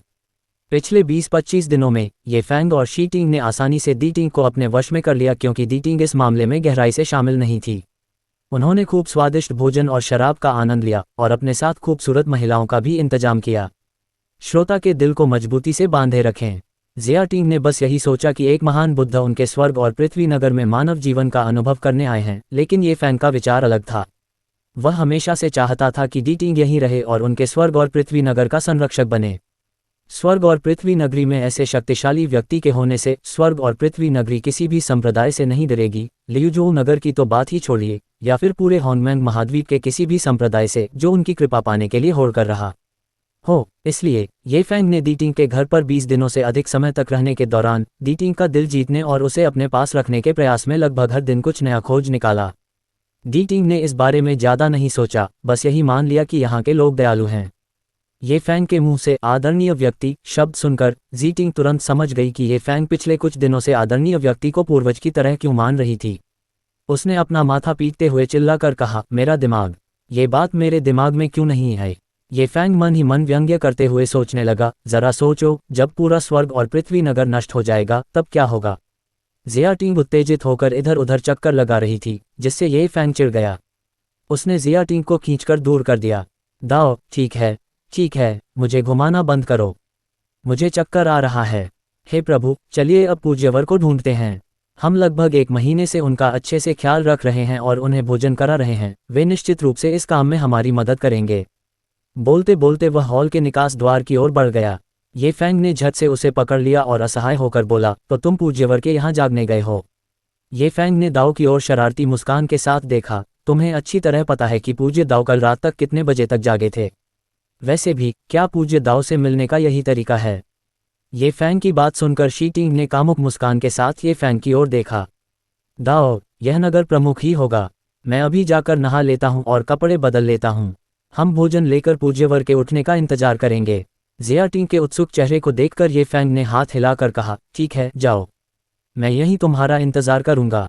वो वांग अमर संप्रदाय में आने से पहले ये फैंग ने घर के रसोइये को खाना तैयार करने के लिए कह दिया था। इन दिनों डीटिंग ये फैंग के स्वर्ग और पृथ्वी महल में रह रही है। जब डीटिंग की नींद खुली तो उसे समय का पता नहीं था, क्योंकि खिड़की से आने वाली रोशनी उसके कारण अवरुद्ध हो गई थी। उसकी बाहों में मौजूद महिला ने उसे गले लगाया और एक कोमल नखरीली सी आवाज निकाली, लेकिन वह नहीं जागा। जब ये फैंग और शीटिंग अपने लंच बॉक्स लेकर सावधानीपूर्वक डीटिंग के द्वार पर पहुंचे तो उन्होंने अमर महिला के मधुर गायन को सुना। वे एक दूसरे को देखकर मुस्कुराए और प्रतीक्षा करने के लिए एक तरफ हट गए। लगभग 15 मिनट बाद डीटिंग के कमरे का दरवाजा धीरे से खुला। चेहरा लाल और कदम थोड़े लड़खड़ाते हुए वह महिला घर से बाहर निकली और उसने ये फैंग को दरवाजे के पास खड़ा देखा। जियाटिंग और दूसरी लड़की का चेहरा और भी लाल हो गया और वे शर्माते हुए बोली, तुम बहुत परेशान करने वाली हो, और फिर भाग गईं। तभी उन दोनों ने हिम्मत करके दरवाजे पर हल्के से दस्तक दी, हालांकि उस समय दरवाजा खुला हुआ था। प्रवेश करना, अंदर से एक गहरी आवाज आई। ये सुनकर ये फैंग और वे दोनों झुककर घर में दाखिल हुए। सादर प्रणाम दाओ, महामहिम नमस्कार। अध्याय 470 सुनने का अद्भुत जीवन। एक गहरी नाक से निकलने वाली आवाज सुनाई दी, हम। तभी डीटिंग धीरे धीरे बिस्तर से उठी। ये फैंग ने झुककर प्रणाम किया और तुरंत लंच बॉक्स मेज पर रख दिया। फिर दी टिंग को कपड़े पहनने में मदद करने के लिए उठ खड़ी हुई। जिया टिंग भी निष्क्रिय नहीं था। वह गर्म पानी की एक बाल्टी और एक बेसिन लेकर आया और उन्हें मेज पर रख दिया ताकि दी टिंग हाथ मुंह धो सके। 20 दिनों से अधिक समय से ये फैंग ही दी टिंग की सेवा कर रही थी। आज अचानक एक और व्यक्ति आ गया। दी टिंग ने शी टिंग की ओर देखा। उस एक नज़र ने शी टिंग को चौंका दिया, जिसने सोचा कि उसने कुछ गलत किया है और पूज्य गुरु को नाराज कर दिया है। उसने जल्दी से हाथ मुंह धोने के लिए पानी तैयार किया और उसे वहां रख दिया। उसने आदरपूर्वक झुककर प्रणाम किया और एक तरफ हटकर कमर झुकाकर खड़ा हो गया। एक मजबूत इंसान मजबूत ही होता है। उसने एक शब्द भी नहीं कहा, लेकिन उसके व्यक्तित्व की आभा ही लोगों को घुटन महसूस कराने के लिए काफ़ी थी। ये फैंग ने दी टिंग को कपड़े पहनने और जूते पहनाने में मदद की, फिर उसे नहाने के लिए वॉश बेसिन तक ले गया। महामहिम, पानी आज सुबह ही उबाला गया है। कृपया इसे चख कर देखें कि तापमान कैसा है। गर्म पानी की एक बाल्टी और ठंडे पानी की एक बाल्टी रखी है। अगर दी टिंग को पानी का तापमान ठीक न लगे तो वह इसका इस्तेमाल करके तापमान बदल सकता है। बेसिन भी आधा पानी से भरा है। पृथ्वी के विशाल क्षेत्र में पानी का ये पात्र 3 लोगों के परिवार के लिए 3 दिनों तक उपयोग करने के लिए पर्याप्त है। भूमिगत स्थित विशाल पृथ्वी लोक में जल अत्यंत मूल्यवान है, इसलिए इस लोक के लोग जल को बहुत महत्व देते हैं और जब तक अत्यंत आवश्यक न हो, जल का उपयोग केवल पीने के लिए ही किया जाता है, किसी अन्य उद्देश्य के लिए नहीं। पानी बचाने के लिए ग्रेट अर्थ रील में लगभग सभी लोग जन्म से ही अपने बाल मुंडवा लेते हैं, क्योंकि जमीन के नीचे बाल हमेशा गंदे हो जाते हैं और उन्हें धोने के लिए पर्याप्त पानी नहीं होता है। पृथ्वी लोक के निवासी अपने जीवन काल में केवल 3 बार स्नान करते हैं, एक बार जन्म के समय, एक बार विवाह के समय और एक बार मृत्यु के समय। उनका मानना है कि इस दुनिया में पवित्रता के साथ आना चाहिए और पवित्रता के साथ ही इससे विदा होना चाहिए। पृथ्वी के विशाल क्षेत्र में किसी को भी पानी पर रहने का सौभाग्य प्राप्त नहीं है, यहाँ तक कि पौराणिक जीव डी टिंग को भी नहीं। डी टिंग, जिसने इससे पहले ग्रेट अर्थ दायरे में कभी अपना चेहरा नहीं धोया था, यहाँ 20 दिनों से अधिक समय तक रहने के बाद कीमती पानी का उपयोग अपने चेहरे, पैरों को धोने और स्नान करने के लिए करने का आदी हो गया है। पहली बार डी टिंग ने हर दिन स्नान करने का आनंद अनुभव किया। उसे यह एहसास इतना पसंद आया कि वह सोचने लगा कि अगर वह वापस पृथ्वी लोक में चला गया और स्नान नहीं कर सका तो वह क्या करेगा। पिछले 20-25 दिनों में दाओ ने यह गिनना ही छोड़ दिया था कि उसने कितनी बार धरती पर रहने वाले मनुष्यों से ईर्ष्या की थी। जमीन पर जीवित रहने के इन लगभग 20 दिनों के दौरान ही डी टिंग ने चेन जुबान की कई बातों पर गंभीरता से विचार करना शुरू किया। आराम से नहाने के बाद डी टिंग ने ये फैंग को निर्देश दिया, मैं रात के खाने के बाद नहाना चाहती हूँ, मेरे लिए तैयार कर दो। ये फैंग ने तुरंत सहमति जताते हुए आदरपूर्वक झुककर कहा, जी हाँ महाराज, मैं तुरंत अपने नौकरों को आपके लिए पानी उबालने का निर्देश दूंगा। ये फैंग का जवाब सुनकर डी टिंग ने संतुष्टि से सिर हिलाया और फिर खाने की मेज पर वापस जाकर बैठ गई। ये फैंग का इशारा देखकर शी टिंग झट से बाहर भागा और नौकरों को पानी उबालने का निर्देश दिया। जब वह लौटा तो ये फैंग अपना लंच बॉक्स खोल रहा था। लगभग दोपहर हो चुकी थी, इसलिए ये फैंग ने कुछ मुख्य व्यंजन तैयार कर लिए थे। ब्रेज्ड पोर्क नकल, मीठी और खट्टी मछली, ब्रेज्ड पोर्क रिब्स इत्यादि। मांस के अलावा ये फैंग ने रसोई से बहुत सारी सब्जियां भी भूनने के लिए कहा। ये फैंग ने डी टिंग की खान पान की आदतों के बारे में ये देखा। हालांकि डी टिंग हर बार काफ़ी मांस खाता है, लेकिन वह स्पष्ट रूप से सब्जियों को ज़्यादा पसंद करता है। डी टिंग को हरी सब्जियां पसंद हैं क्योंकि उसने महान पृथ्वी लोक में कभी इन्हें नहीं खाया था। इस स्वर्ग और पृथ्वी नगरी में आने के बाद ही उसे पता चला कि कीड़ों के अलावा भी खाने की और भी चीज़ें होती हैं। इसके बजाय इसमें कई प्रकार के मांस शामिल हैं, चिकन, बतख, मछली और यहाँ तक कि उड़ने वाले, दौड़ने वाले या रेंगने वाले जीव भी। ये पहली बार था जब उसने देखा था कि दुनिया में खाने के लिए इतनी सारी हरी सब्जियां मौजूद हैं। भूमिगत क्षेत्र अंधेरा और नम है और कीड़ों के अलावा काई ग्रेट अर्थ रील्म के लिए एक और मुख्य भोजन है। डी टिंग की स्मृति में जब उन्होंने स्वयं को इस स्तर तक प्रशिक्षित कर लिया कि वे भोजन से परहेज कर सके, तो उन्होंने फिर कभी कुछ नहीं खाया, क्योंकि काई और कीड़े मकोड़े खाने में बहुत ही घिनौने होते हैं। इतने सालों तक वे इस तरह इसलिए खाते रहे क्योंकि महान पृथ्वी लोक में खाने के लिए वास्तव में कुछ था ही नहीं। वे भला मिट्टी तो नहीं खा सकते थे, है ना? इसका स्वाद तो और भी खराब है। जब मनुष्यों की पहली पीढ़ी डी टिंग पहली बार महान पृथ्वी क्षेत्र में पहुंची तो उन्होंने रहने के लिए जमीन के नीचे गड्ढे नहीं खोदे थे, न ही उनके पास खाने के लिए कोई कीड़े मकोड़े थे। वे केवल रेत ही खा सकते थे। ग्रेट अर्थ रील्म में पहली पीढ़ी के अधिकांश मनुष्यों की दूसरी पीढ़ी के आगमन से पहले मृत्यु हो जाने का कारण भी यही था कि उन्होंने रेत खाई थी। डी टिंग अपने द्वारा खाए जाने वाले प्रत्येक भोजन का भरपूर आनंद लेता है और वह कभी भी भोजन बर्बाद नहीं करता। मेज पर परोसा गया लगभग हर भोजन वह खत्म कर सकता है। खाना परोसने के बाद ये फैंग ने आदरपूर्वक चॉपस्टिक डी टिंग को सौंप दी। महामहिम, कृपया भोजन कर लीजिए। डी टिंग ने चॉपस्टिक ली और सीधे सुअर की पसली का एक टुकड़ा उठाया और उसे अपने मुंह में ठूंस लिया। ये फैंग और शी टिंग अभी तक नहीं बैठ पाए हैं क्योंकि डी टिंग ने उन्हें बैठने की अनुमति नहीं दी है। डी टिंग ने सुअर की पसली का एक टुकड़ा निगलने के बाद ठंडे लहजे में कहा, तुम सब भी खाओ। दोनों ने एक दूसरे की ओर देखा और आंखों में थोड़ी सी घबराहट लिए बैठ गए। वे बैठ गए, चॉपस्टिक्स उठाईं, लेकिन दोनों में से किसी ने भी खाने को हाथ नहीं लगाया। वे लगातार डी टिंग की ओर देख रहे थे, मानो कुछ कहना चाहते हों। उनमें से किसी को भी यह उम्मीद नहीं थी कि डी टिंग उनके विचारों को सुन सकती है। लेकिन डी टिंग ने सुना तो सही पर समझा नहीं, इसलिए उसने भौहें चढ़ाकर कहा, अपनी बात खुलकर कहो। अध्याय 471 सुनने का क्रोध। पूज्य गुरु के बोलने के बाद वे दोनों अब इसे गुप्त नहीं रख सकते थे क्योंकि इस मामले को देर सवेर उठाना ही पड़ेगा। ये फैंग ने हल्की खांसी की, अपनी चॉपस्टिक नीचे रखी, डर के साथ डी टिंग की ओर देखा और सावधानी से कहा, महामहिम, मैं आपसे एक अनुरोध करना चाहती हूँ। चॉपस्टिक की लगातार चलने की आवाज़ सुनते हुए मैंने मन ही मन सोचा कि मैं यहाँ इतने लंबे समय से खा पी रहा हूँ, तो थोड़ी मदद करने में कोई हर्ज नहीं है। मुझे इसके बारे में बताओ। ये फैंग, जिया टिंग और दूसरे व्यक्ति ने एक दूसरे की ओर देखा और डिया टिंग को पूरी कहानी बताई। इस बार लियुझोउ शहर ने हमें चुनौती दी है और महाराज, मैं सचमुच इसके बारे में कुछ भी करने में असमर्थ हूँ। स्वर्ग और पृथ्वी शहर के पुराने संप्रदाय प्रमुख की मृत्यु के बाद वह शहर में सर्वोच्च साधना स्तर वाला व्यक्ति है। ये फैंग ने दुखी भाव से जी टिंग की ओर इशारा करते हुए कहा, और कल रात पत्र देने वाले व्यक्ति को देखकर मुझे लगा कि उसका साधना स्तर कम से कम यांगलिंग पंचम श्रेणी के स्तर का था।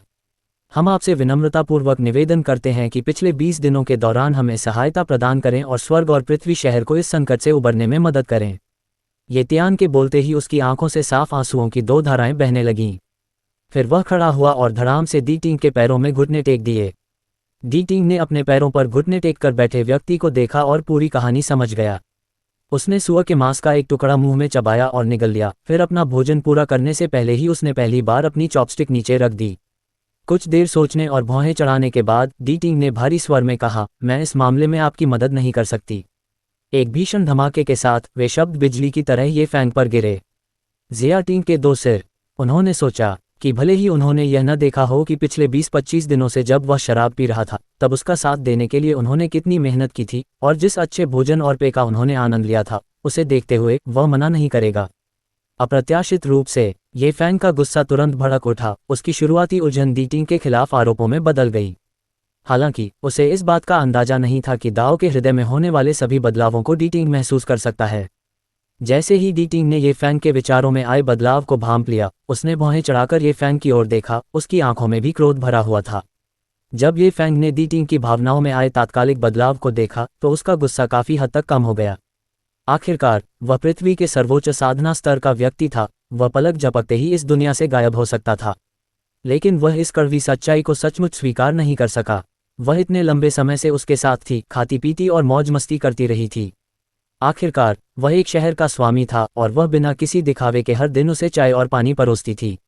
अब वह बस इतना चाहती थी कि वह उसकी किसी ऐसे काम में मदद करे जो उसके लिए बहुत आसान होता, लेकिन वह उसकी मदद भी नहीं कर पा रहा था। ये फैंग जितना ज्यादा इसके बारे में सोचता गया उतना ही ज्यादा क्रोधित होता गया। उसने अपनी पीठ सीधी की और जमीन पर घुटने टेक दिए। डी टिंग को दृढ़ भाव से देखते हुए दाओ से पूछा, आदरणीय, हमने इतने दिन साथ बिताए हैं, क्या हमने आपके साथ अच्छा व्यवहार नहीं किया? डी टिंग ने भौहें चढ़ाकर उसे ठंडे लहजे में देखा। ये फैंग सही कह रहा था, उन्होंने उसके साथ अच्छा व्यवहार किया था। हालांकि इस मामले में डी टिंग के लिए नर्म दिल होना नामुमकिन था। डी टिंग अन्य मामलों में मदद कर सकती थी, लेकिन चूंकि यह प्रकृति के नियमों से संबंधित था, इसलिए डी टिंग इसमें कभी हस्तक्षेप नहीं करेगी। यह आपके लिए एक मामूली बात है, पलक झपकाने से भी आसान, लेकिन स्वर्ग और पृथ्वी नगरी में हमारे लिए ये जीवन और मृत्यु का मामला है। आप हमारी मदद क्यों नहीं कर सकते? डी टिंग ने उससे मुंह फेर लिया और ठंडे स्वर में कहा, मामला अभी उस स्तर तक नहीं पहुंचा है जहां पूरे चैन परिवार के जीवन और मृत्यु का सवाल हो। ये वहां क्यों नहीं है? ये फैंग पहले से ही काफी उत्तेजित था। वह ये भी भूल गया था कि उसके सामने बैठा व्यक्ति पृथ्वी के सर्वोच्च साधना स्तर का एक पूजनीय व्यक्ति था। ये लड़ाई ही हम पर भारी बोझ डाल रही है। अगर हम हार गए तो हमारे पहले से ही कम होते बोनस भी खत्म हो जाएंगे। स्वर्ग और पृथ्वी नगरी पहले से ही काफी गरीब है, उन बोनस के बिना हम दूसरे नगरों के हाथों पूरी तरह दब जाएंगे। सच बताओ, क्या ये जीवन और मृत्यु का सवाल नहीं है? ये फैंग दहाड़ उठा, सम्मानसूचक शब्दों का प्रयोग करना भी भूल गया। जैसे ही जी टिंग ने ये शब्द कहे, उसे लगा कि पूरा स्वर्ग और पृथ्वी नगर सन्नाटे में डूब गया है। जब जी टिंग ने सुना कि डी टिंग उनकी मदद करने को तैयार नहीं है तो उसे बहुत गुस्सा आया, लेकिन फिर उसने सोचा कि पूज्य गुरु शायद यहाँ जीवन का अनुभव करने आए हैं। भला कौन यहाँ आकर खून खराबे में उलझना चाहेगा। वह हर हाल में 9 मृत्यु एक जीवन के लोक की जांच करने के लिए तैयार था। शायद पहली पीढ़ी का पूर्वज अभी भी जीवित हो। अप्रत्याशित रूप से ये फैंग इतना उत्साहित हो गया कि उसने पृथ्वी के सर्वोच्च साधना स्तर वाले व्यक्ति पर चिल्लाना शुरू कर दिया। कमरे के अंदर का वातावरण अचानक हिमांक बिंदु तक गिर गया। जिया टिंग अपने बगल में बैठे पूज्य गुरु से निकलने वाली आभा में आए परिवर्तन को भी महसूस कर सकता था। एक पल के लिए जिया टिंग ने अपनी सांस रोक ली, कहीं जरा सी भी आवाज न हो जाए और पूज्य गुरु की उपस्थिति में कोई व्यवधान न आ जाए। आखिरकार अगर पूज्यवर सचमुच लाइफ ची पर क्रोधित हो जाते हैं तो न केवल ये फैंग और घर के अंदर मौजूद अन्य 2 लोग बल्कि पूरे स्वर्ग और पृथ्वी नगर में हर कोई शायद मुसीबत में पड़ जाएगा। डी टिंग ने धीरे से अपना सिर घुमाकर ये फैंग की ओर देखा, जो तीव्र भावनाओं के कारण जोर जोर से हौंफ रहा था। एक गहरी ठंडी आवाज गूंजी, अरे छोटे बदमाश, तुम किस पर चिल्ला रहे हो। जैसे ही उसने बोलना समाप्त किया, डी टिंग ने जोरदार हथेली का प्रहार किया, जिससे ये फैंग पलक झपकते ही हवा में उड़ गया। अध्याय 472 नगर का नरसंहार। हालांकि इस हथेली के प्रहार से डी टिंग क्रोधित हो गया, लेकिन इससे उसकी मृत्यु नहीं हुई। हालांकि पृथ्वी के सर्वोच्च साधना स्तर के हमले को सहना इतना आसान नहीं होता।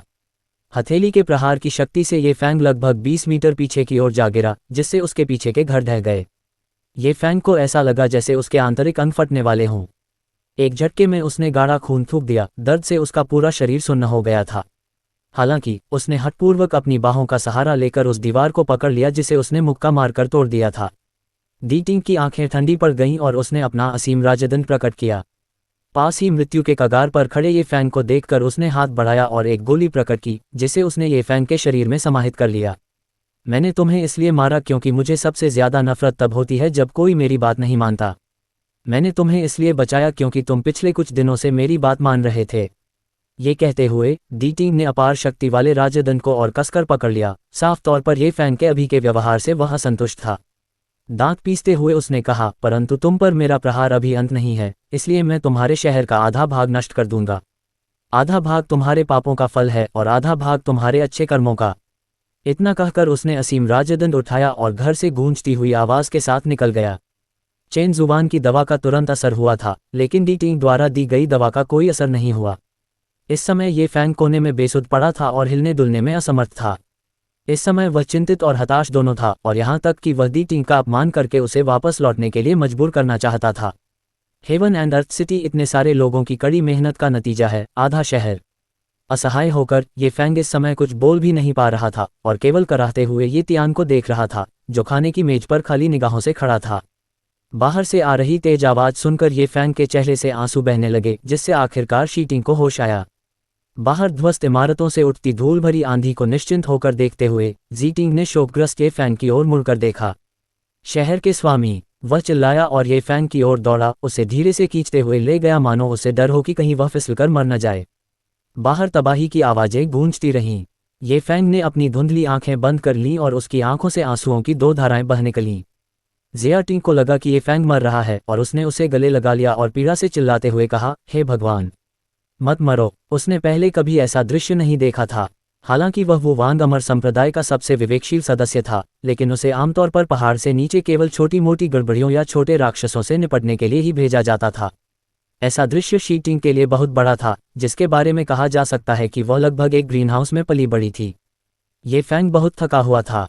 डी टिंग द्वारा दी गई दवा का असर होने लगा था और उसके शरीर का दर्द कम हो गया था, इसलिए उसने अपनी आंखें बंद कर लीं। जी टिंग की चीख सुनकर उसे गुस्सा आ गया। स्वर्ग और पृथ्वी नगर 300 वर्षों से अधिक समय से उनकी सुरक्षा में है, लेकिन उन्होंने लंबे समय से साधना में कोई बड़ी सफलता प्राप्त नहीं की है और उनका जीवनकाल केवल 30 वर्ष या उससे कुछ अधिक ही शेष है।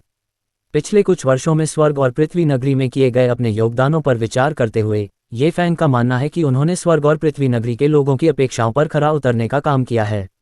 लेकिन अब हालात इस तरह से बदल गए हैं, जो पूरी तरह से अप्रत्याशित था। मूल रूप से उनका इरादा था कि वे अपनी मृत्यु तक नगर प्रमुख के पद पर बने रहें और स्वर्ग पृथ्वी नगर में एक अच्छी प्रतिष्ठा छोड़ जाएं। हालांकि अब जब स्वर्ग पृथ्वी नगर नष्ट हो चुका था, ये फैंग ने स्वर्ग पृथ्वी नगर को छोड़कर चले जाने का विचार किया। जिया टिंग लगातार चिल्लाती रही और ये फैंग ने मन ही मन व्यंग्य भरी मुस्कान दी। वो वांग अमर संप्रदाय के संप्रदाय प्रमुख, जो वर्तमान में स्वर्ग और पृथ्वी नगरी के सबसे शक्तिशाली व्यक्ति हैं, उनकी इस स्तर की साधना के साथ स्वर्ग और पृथ्वी नगरी शायद ज्यादा समय तक टिक नहीं पाएगी। ये फैंग का खून तेजी से उसके सिर में चढ़ गया और उसके आंतरिक अंग धीरे धीरे ठीक हो रहे थे। खांसी की आवाज से शी टिंग चौंक गई, जो आंखों में आंसू लिए रो रही थी और चिल्ला रही थी। नगर के स्वामी जी टिंग आश्चर्यचकित और प्रसन्न दोनों था। उसने लगभग सोच ही लिया था कि ये फैंग सचमुच मर गया है। हे शहर के स्वामी, आप मरे नहीं, ये तो अद्भुत है। ये फैंग ने आंखें बंद करके आंखें घुमाईं और मन ही मन शी टिंग को मूर्ख कहकर कोसने लगा। वह मन ही मन सोच रहा था कि जी टिंग के आसपास होने से वह बच नहीं सकता, इसलिए उसे पहले उससे छुटकारा पाना होगा।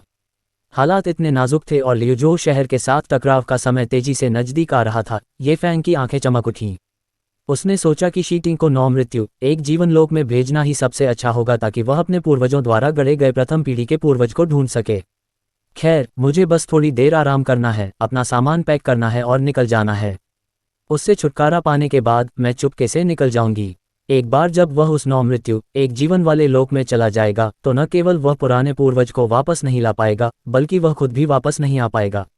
ये फैंग हमेशा से शी टिंग को नीचा समझता था, लेकिन दुर्भाग्य से शी टिंग का साधना स्तर उससे 2 स्तर ऊपर था और इसी वजह से वह हमेशा खुद को कमतर समझता था। अब उसे सबक सिखाने का बिल्कुल सही मौका है। अपनी योजना बना चुके ये फैंग ने आंखें खोलीं और बड़ी मुश्किल से शी टिंग से कहा, स्वर्ग और पृथ्वी नगरी तबाह हो चुकी है। लियूजो नगरी के लोग जल्द ही हमला करेंगे। जल्दी आओ और तुम्हें ढूंढो। खांसी खांसी खांसी। डी टिंग द्वारा दी गई दवा का असर पूरी तरह से हो चुका है। हालांकि ये फैंग पूरी तरह से ठीक नहीं हुआ है, लेकिन वह बिना किसी समस्या के बात कर सकता है। हालांकि ये फैंग यह आभास कराना चाहता था कि वह शी टिंग के लिए मरने वाला है, ताकि अगर शी टिंग नौ मृत्यु एक जीवन के दायरे से वापस लौटने में कामयाब हो जाए और उसे न ढूंढ पाए, तो उसे संदेह न हो। उसने एक हाथ आगे बढ़ाया और जी टिंग ने उसे देखते ही झट से उसका हाथ पकड़ लिया। जल्दी करो और स्वर्ग और पृथ्वी नगर को बचाने के लिए प्राचीन पूर्वज को ढूंढो। अध्याय 473 सम्राट का रहस्यमय फरमान। ये कहने के बाद ये फैंग की पुतलियां अचानक सिकुड़ गईं और उसने एक बोतल पकड़े हुए शी टिंग का हाथ कसकर पकड़ लिया। उनकी आवाज कर्कश और दबी हुई थी और वे भारी सांसें ले रहे थे, मानो वे किसी भी क्षण मर जाएंगे। वह बार बार दोहराता रहा, हेवन एंड अर्थ सिटी को बचाओ, बचाओ, उस कृतघ्न को मार डालो और हेवन एंड अर्थ सिटी का बदला लो। जिया टिंग ने उसे गुस्से से चिल्लाते हुए देखा और वह इतनी भयभीत हो गई कि वह ये फैंग की देखभाल करती रही। उसे डर था कि कहीं वह गुस्से के दौरे में मौके पर ही मर न जाए।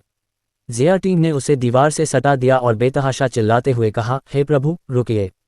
मैं नौ मृत्यु एक जीवन लोक में अपने प्राचीन पूर्वज को खोजने और स्वर्ग और पृथ्वी नगर का बदला लेने जा रहा हूँ।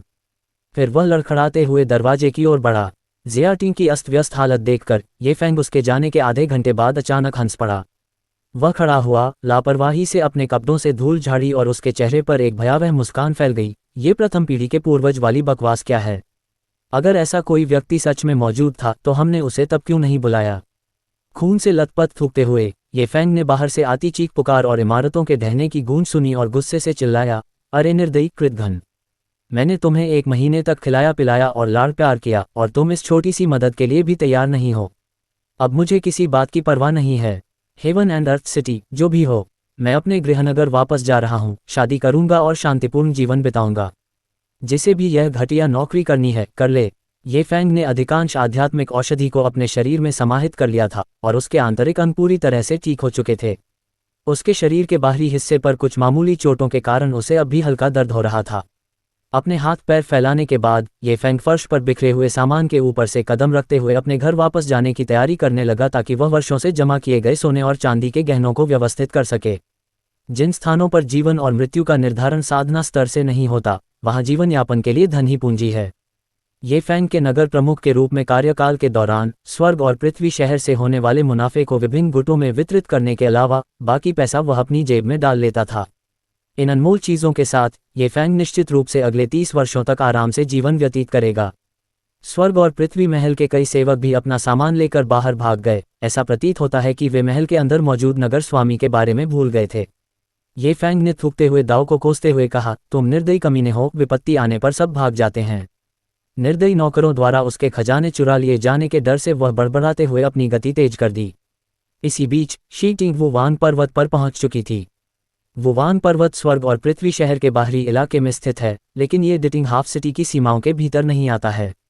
हालांकि पहाड़ पर मौजूद शिष्य अब भी भयभीत था, क्योंकि वह अपनी आंखों से स्वर्ग और पृथ्वी नगर की इमारतों को ढहते हुए देख सकता था।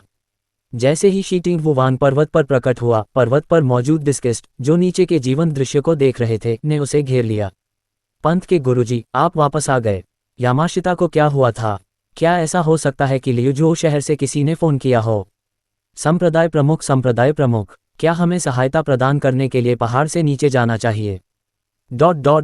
वहां मौजूद असंख्य लोगों की कर्कश बातचीत से शी टिंग का दिमाग खराब हो रहा था। पहले से ही चिड़चिड़ा महसूस कर रहे शी टिंग के शोर ने उसके गुस्से को और भड़का दिया। चुप रहो, उसने शिष्य की ओर इशारा किया, जिसने अभी अभी उससे पूछा था कि क्या वह पहाड़ से नीचे जाकर मदद करना चाहता है, और गुस्से में कहा, मेरी मदद करो।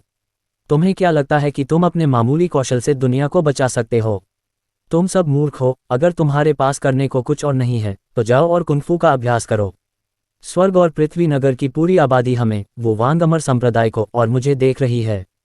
दफा हो जाओ। जिया टिंग की उम्र लगभग उन्हीं के बराबर थी और उसने पहले कभी उन पर इस तरह अपना आपा नहीं खोया था। इस दहाड़ ने कई डिस्किस्टों को स्तब्ध कर दिया और वे अवाक रह गए। आमतौर पर शांत स्वभाव वाले संप्रदाय प्रमुख की आंखों में अब निर्ममता भरी देखकर किसी भी डिस्क ने अब जोर से बोलने की हिम्मत नहीं की। चिल्लाने के बाद जी टिंग ने उनसे और कुछ नहीं कहा। उसने बस अपनी आस्तीन झटक दी और अपने आंगन की ओर चल पड़ा। जब पुराने संप्रदाय के नेता का निधन हुआ तो उन्होंने निर्देश दिया कि यदि कभी संप्रदाय या शहर नष्ट हो जाए तो उन्हें उस प्रतीक को 9 मृत्यु, एक जीवन के लोक में ले जाना होगा।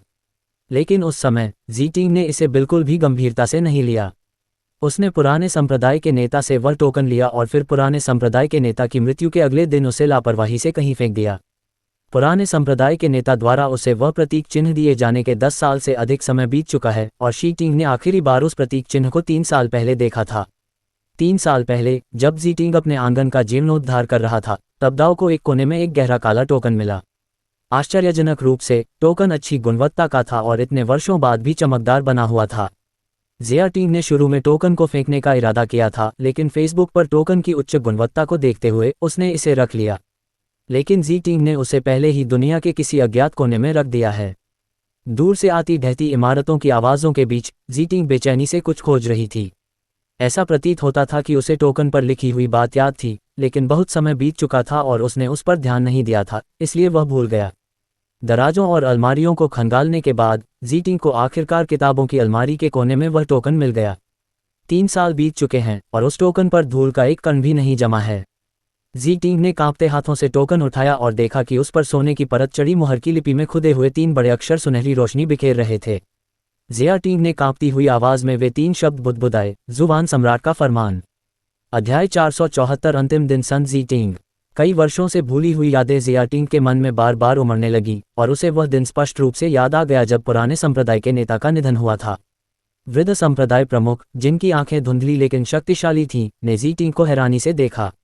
उनके मुरझाए वृद्ध शरीर ने जी टिंग को जकड़ लिया और कर्कश, अस्पष्ट आवाज में बोले, हमारे वो वांग अमर संप्रदाय के प्रथम पीढ़ी के पूर्वज 3000 लोगों के सर्वोच्च जुवानटियन सम्राट हैं। ये कहते ही पुराने संप्रदाय के नेता की आंखों की रोशनी गायब हो गई, उनका शरीर ढीला पड़ गया और उनका निधन हो गया। उस समय जी टिंग ने बूढ़े संप्रदाय के नेता की कही हुई बातों को महज खोखले शब्द समझा, जो उन्होंने मरने से पहले उसे सांत्वना देने के लिए कहे थे। उसने बूढ़े संप्रदाय के नेता की एक भी बात को गंभीरता से नहीं लिया और अगले दिन तो वह उसे भूल ही गया। अप्रत्याशित रूप से इतने वर्षों बाद शी टिंग को ये टोकन इतनी स्पष्ट रूप से याद था। अपने हाथ में सुनहरी रोशनी बिखेरते हुए टोकन को देखकर जी टिंग के मन में एक अजीब सी उत्तेजना उमड़ आई। उसे अचानक आश्चर्य हुआ कि क्या वो वांग अमर संप्रदाय का प्रथम पीढ़ी का संप्रदाय प्रमुख सचमुच 3000 लोगों का सर्वोच्च हो सकता है, जैसा कि पुराने संप्रदाय प्रमुख ने कहा था। अगर ऐसा है तो क्या वह प्राचीन पूर्वज अभी भी जीवित हो सकते हैं? ये सोचकर शी टिंग ने अपने अस्त व्यस्त कपड़ों की परवाह न करते हुए टोकन उठाया और बाहर की ओर दौड़ पड़ा। जिया टिंग ने पहले ही अपना मन बना लिया था, वह जोखिम उठाएगा और अगर बूढ़ा पूर्वज अभी भी जीवित है तो उसे स्वर्ग और पृथ्वी नगर को बचाने के लिए वापस लाएगा। यदि पूर्वज पहले से ही, तो इसमें कोई आश्चर्य की बात नहीं है कि वह दोषी नहीं है। यांगलिंग तृतीय श्रेणी की साधना स्तर वाला कोई व्यक्ति भला पृथ्वी सर्वोच्च स्तर के किसी व्यक्ति से बदला कैसे ले सकता है? यदि पूर्वज का देहांत हो गया है तो वह फिर कभी होंगमैंग महाद्वीप पर कदम नहीं रखेगा और इस स्थान को छोड़ देगा। इस विशाल दुनिया में जी टिंग के छिपने के लिए कोई जगह कैसे नहीं हो सकती? जैसे ही जी टिंग बाहर भागा, उसने मन ही मन सोचा, गुरुजी, यदि पूर्वज मर चुके हैं तो मेरे पास जाने के अलावा कोई विकल्प नहीं होगा। उस समय मुझे इस बात की परवाह नहीं होगी कि वो वांग अमर संप्रदाय जीवित रहे या मर जाए। कृपया अपने शिष्य को दोष न दें। इन हजारों वर्षों में अपने से भी श्रेष्ठ उत्तराधिकारी तैयार न कर पाने के लिए स्वयं को दोष दें। नौ मृत्यु और एक जीवन के उस बर्बर लोक में मेरा अंतिम प्रयास आपकी पिछली दयालुता के प्रति कृतज्ञता से प्रेरित है। जिया टिंग ने बाहर मौजूद अधिकांश शिष्यों को भगा दिया था, लेकिन उसे अभी भी उन्हें यह बताना जरूरी था कि वह कहाँ जा रहा है। अगर उसे पुराने पूर्वज नहीं मिले तो उन्हें यह मान लेने दो कि वह मर गया है। इस तरह उन पर संप्रदाय छोड़ने का आरोप नहीं लगेगा। प्रशिक्षण स्थल पर पहुंचते ही जी टिंग ने हाथ हिलाया, मानो वह किसी भी असंगत प्राणी को बुलाना चाहती हो। लेकिन शी टिंग के उन पर चिल्लाने के बाद कोई भी आगे नहीं आया। अंततः वू वांग अमर संप्रदाय के वर्तमान महान शिष्य को केवल जी टिंग का साथ देना पड़ा। गुरुजी, महान शिष्य ने अपनी तलवार म्यान में रखी और जी टिंग को प्रणाम किया। जिया टिंग को पद संभाले हुए अभी 10 साल से थोड़ा ही अधिक समय हुआ है और उनके अधीन बहुत कम अधिकारी हैं। ये वरिष्ठ और समझदार अधिकारी। शाओ जिंग, तुम्हें बाहर की स्थिति के बारे में जरूर पता होगा। उद्धरण चिन्ह। जिया टिंग की बातें सुनकर जियाओ जिंग ने तुरंत अपना सिर उठाया। उसका चेहरा चिंता से भरा हुआ था। क्या हुआ गुरुजी? शिष्य को तो केवल दाव का ज्ञान है। स्वर्ग और पृथ्वी नगरी का आधा हिस्सा नष्ट हो गया। स्वर्ग और पृथ्वी नगरी का पतन हो गया है। अब मैं 9 मृत्यु एक जीवन लोक में जा रहा हूं ताकि हमारे वो वांग अमर संप्रदाय के प्रथम पीढ़ी के पूर्वज को खोज सकूं। सम्राट जुवानटियन, अगर मैं पुराने पूर्वज के साथ लौट आऊं तो सब ठीक हो जाएगा। अगर। उद्धरण चिन्ह। जिया टिंग ने आह भरते हुए कहा, 9 मृत्यु एक जीवन क्षेत्र कैसी जगह है? तुम भी होनमैंग महाद्वीप के मूल निवासी हो। अगर मैं वापस नहीं लौटता तो तुम संप्रदाय प्रमुख बन जाते, लियुजो शहर से समझौता कर लेते और प्रथम शहर का पद मुझे सौंप देते। उसके शब्द इतने दुख भरे थे कि शियाओ जिंग की आंखें लाल हो गईं। हालांकि जियाओ जिंग की उम्र केवल 16 वर्ष थी, लेकिन वह जी टिंग की तुलना में कहीं अधिक परिपक्व था, जो सिंहासन पर आसीन होने के समय 80 वर्ष से अधिक आयु का था। चिंता मत करो गुरुजी, शिष्य संप्रदाय का अच्छे से ख्याल रखेगा। पहाड़ के नीचे की स्थिति गंभीर थी और जियाओ जिंग ने इसे पहले ही वहां से देख लिया था, इसलिए उसे जी टिंग पर कोई संदेह नहीं था। जिया टिंग ने दुख से जियाओ जिंग के कंधे पर थपथपाया और अपनी धूल से सनी हुई लिसनिंग विंड स्वॉर्ड निकाली। उसकी साधना का स्तर उड़ने के लिए पर्याप्त उच्च नहीं था, इसलिए वह 9 मृत्यु एक जीवन के क्षेत्र तक पहुंचने के लिए केवल अपनी तलवार पर उड़कर ही सक्षम था। तलवार हवा में कुछ बार लुढ़की, पल भर में कई गुना बड़ी हो गई और शी टिंग के सामने इस तरह मंडरा रही थी मानो उसे किसी भी क्षण हिलाया जा सकता हो।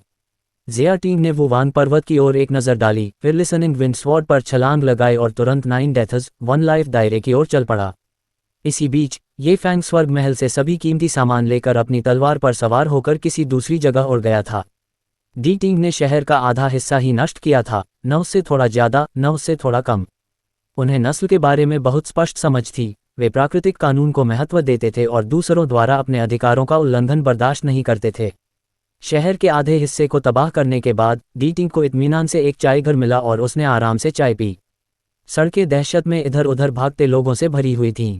उसने घरों को नष्ट करने से पहले उन्हें सुरक्षित स्थानों पर पहुंचाया, इसलिए भले ही आधे शहर का विनाश हो गया, कोई हताहत नहीं हुआ। ज्यादा से ज्यादा कुछ लोग गलती से घायल हो गए। उसी समय चेन जुवान 9 मृत्यु एक जीवन के दायरे को लेकर व्याकुल था। आखिर यह डी टिंग कहाँ चला गया? उनका अचानक निधन हो गया, लेकिन वे तो अमर थे। जब मैं पूरी तरह से हैरान था तभी दाव की आवाज़ सुनाई दी, जिसे मैंने कई दिनों से नहीं सुना था।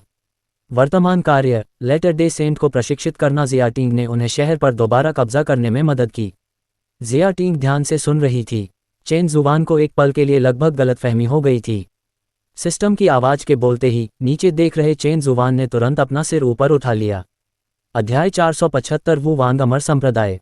इस नाजुक मोड़ पर चेन जुबान मिशन पर ज्यादा ध्यान देने के लिए इच्छुक नहीं थे, लेकिन जैसे ही सिस्टम की आवाज़ फीकी पड़ी, चेन जुबान ने अपने जुबानिटियन टोकन की उपस्थिति को महसूस किया। और इस जुबानिटियन टोकन में वास्तव में डी टिंग की क्यूई के कुछ अंश मौजूद थे। अपने दिल से बोझ उतरने के बाद चेन जुबान ने हल्की सी मुस्कान बिखेरी। मामला दिलचस्प होता जा रहा है। लेटर डे सेंट मदद मांगने आया था, लेकिन क्या वह लिसन की गन से दूषित था? इसी बीच 9 डेथर्स 1 लाइफ दायरे के बाहर तेज हवा से लगातार पीली धूल जी टिंग पर उड़ रही थी और सामने की चट्टान से भयंकर जानवरों की दहाड़ें गूंज रही थीं। जिया टिंग लिसनिंग विंड स्वॉर्ड से उतरा और एक छोटी पहाड़ी के पीछे छिप गया। उसके पैर कांप रहे थे और वह खुद से हकलाते हुए बोला, ये 9 मृत्यु एक जीवन का क्षेत्र किताबों और अफवाहों से भी कहीं अधिक भयानक है। उद्धरण चिन्ह। इस वीरान जगह में भला कोई कैसे रह सकता है? इतना कहते ही जीटिंग दहाड़ा और उसने अपने हाथ में पकड़े हुए जुबान सम्राट के प्रतीक चिन्ह को जमीन पर पटक दिया। जैसे ही वह जमीन पर गिरा, उस इलाके के खूंखार जानवरों की दहाड़ें और भी तेज हो गईं, मानो हवा को चीर रही हों और जीटिंग के कानों को भेदने की धमकी दे रही हों।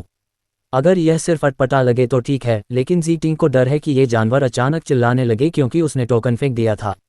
घबराहट भरी चीख के साथ उसने अपने कान ढांक लिए और टोकन उठा लिया। जियाटिंग के पैर कांप रहे थे, वह जानवर की दहाड़ से इतना भयभीत हो गया था कि वह फूट फूट कर रोने लगा। रोते हुए वह 9 डेथ्स 1 लाइफ रियल्म से दूर चली गई और रोते हुए दाव को कोसने लगी। ये बूढ़ा संप्रदाय प्रमुख आखिर किससे झूठ बोल रहा है? भला इस वीरान जगह पर कोई कैसे रह सकता है?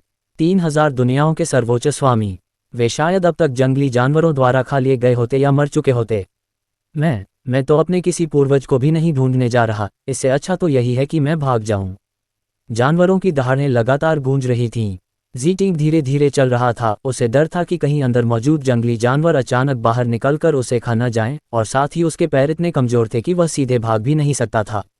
वे इतने भयभीत थे कि वे अपनी जादुई शक्ति का उपयोग भी नहीं कर पा रहे थे और केवल धीरे धीरे ही हिल-डुल पा रहे थे। जैसे जैसे वह तेजी से आगे बढ़ रहा था, अचानक 9 हेवंस ने जोर से चीख मारी। इसके बाद पहले से भी तेज आंधी आई और जीटिंग को ऐसा लगा कि जहां वह था वहां सूरज की रोशनी रुक गई है और उसकी दृष्टि अचानक बहुत धुंधली हो गई। चीख सुनकर जीटिंग ने ऊपर देखा और पाया कि एक विशाल बैंगनी पक्षी नौ मृत्यु एक जीवन क्षेत्र की बाधा को तोड़कर उसकी ओर उड़ रहा है। जियाटिंग के पैर कांपने लगे और वह जमीन पर गिर पड़ा।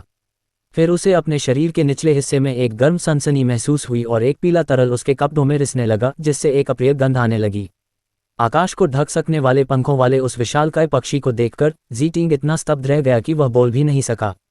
लेकिन उसके दिल में क्रोध की आग भड़क रही थी। बैंगनी नीदर गौरैया, क्या ये सचमुच पर्पल नेदर स्पैरो है? 9 मृत्यु एक जीवन का लोक, क्या सचमुच इसमें ऐसे रक्तपिपासु और क्रूर जीव रहते हैं? जैसे ही पर्पल नेदर स्पैरो जीटिंग के करीब आने लगा, वह आदमी अचानक अपनी आंखें घुमाकर बेहोश हो गया। उस व्यक्ति को लेने के लिए भेजी गई जियाओजी भी जो कुछ उसने देखा उससे स्तब्ध रह गई। जियाटिंग के सामने खड़े होकर उसने अपना सिर झुकाया और नीचे गिरे हुए व्यक्ति को हैरानी भरे भाव से देखा। मैं मानता हूं कि मैं थोड़ा निर्दयी हो सकता हूं, लेकिन बात यहां तक तो नहीं पहुंची थी, है ना? जियाओजी ने अपनी चोंच से जीटिंग को धक्का देकर पुष्टि की कि वह बेहोश हो गई थी। मन ही मन आंखें घुमाते हुए लिटिल पर्पल ने सोचा, इस गुरु का लेटर डे सेंट वास्तव में बहुत कमजोर है ना? लुओ किंगचेंग गंभीर रूप से घायल था, लेकिन उसे देखकर वह बेहोश नहीं हुआ। उसके गुरु वापस लौटने पर निश्चित रूप से ची को बचाना चाहेंगे। ज्यादा सोचे बिना जियाओजी ने अपने पंजों से जीटिंग को पकड़ा और 9 डेथ्स 1 लाइफ दायरे की ओर उड़ गई। रास्ते में बादलों में मौजूद जलवाष्प के प्रभाव से जीटिंग एक बार जाग गया, लेकिन जब उसने खुद को इतनी ऊंचाई पर बैंगनी नीदर स्पैरो के पंजों से जकड़ा हुआ देखा तो वह इतना भयभीत हो गया कि वह फिर से बेहोश हो गया। शाओजी अवाक रह गई और उसे समझ नहीं आ रहा था कि दाव से क्या कहे, इसलिए उसने अपनी गति फिर से बढ़ा दी और महल की ओर उड़ने लगी। आधी अगरबत्ती जलने के बाद जियाओजी महल में दाखिल हुई। उसने लापरवाही से जीटिंग को जमीन पर फेंक दिया और वह एक छोटे रूप में परिवर्तित होकर चेन जुबान के पास उड़ गई। गुरुजी, उस व्यक्ति को वापस लाया गया है, जियोजी ने सम्मानपूर्वक चेन हुआन को सूचना दी। ड्रैगन की हड्डी से बनी कुर्सी पर लेटा हुआ चेन जुबान आवाज सुनकर उठ बैठा। उसने लापरवाही से अपने हाथ में पकड़ी फलों की थाली जियाओजी को थमा दी और जब उसने जीटिंग को जमीन पर बेसुध पड़ा देखा तो वह चौंक गया और भौहें चढ़ाकर पूछा, उसे क्या हुआ?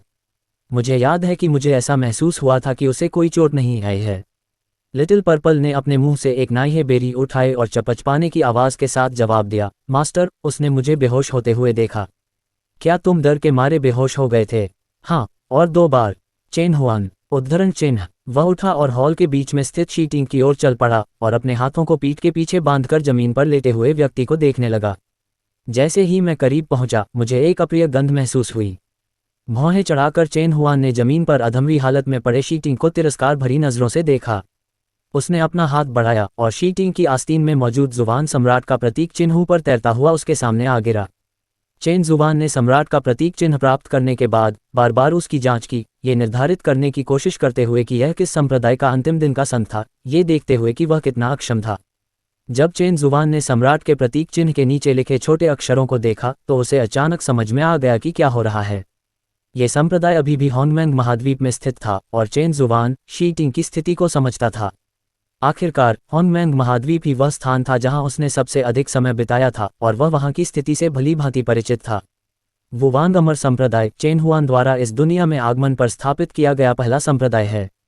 अध्याय 476 है पुराने पूर्वज मदद करो। जब वह पहली बार इस दुनिया में आया तो उसका शरीर वुवांग अमर संप्रदाय के एक साधारण अत्यंत साधारण शिष्य के शरीर में स्थानांतरित हो गया। चेन जुबान के उसके शरीर में प्रवेश करने से पहले ये व्यक्ति वुवांग अमर संप्रदाय में एक निकम्मा था जिसे कोई भी आसानी से धमका सकता था। चेन जुबान के आने के बाद वह दूसरों द्वारा धमकाए जाने को कैसे सहन कर सकता था। उसने हाल ही में सिस्टम हासिल किया था और उसे कई पुरस्कार मिले थे। चेन जुबान ने उन्हें अपने बैग में धूल जमा होने के लिए रखने के बजाय उपचार संबंधी पुरस्कारों को छोड़कर बाकी सभी पुरस्कारों का उपयोग कर लिया। जैसे ही चेन जुबान ने इनाम का इस्तेमाल किया उसने महसूस किया कि उसके भीतर की शक्ति वास्तव में लगातार बढ़ रही है। इसके बाद वह उस समय के वुवांग अमर संप्रदाय को खोजने के लिए निकल पड़ा। शिष्य समूह के सबसे मजबूत सदस्य ने चेन जुबान को चुनौती दी और इसमें कोई आश्चर्य की बात नहीं है कि चेन जुबान ने शानदार जीत हासिल की। पुरस्कारों का एक और समूह। इनाम को दोबारा ग्रहण करने के बाद चेन जुबान ने संप्रदाय प्रमुख को चुनौती दी और आसानी से पद ग्रहण कर लिया। उस समय वुवांग अमर संप्रदाय और स्वर्ग और पृथ्वी नगरी होंगमेंग महाद्वीप में मात्र एक अज्ञात छोटा शहर और संप्रदाय थे। चेन जुबान ने ही स्वर्ग और पृथ्वी नगरी को क्यूली प्रांत का पहला शहर और वुवांग अमर संप्रदाय को पहला संप्रदाय बनाया।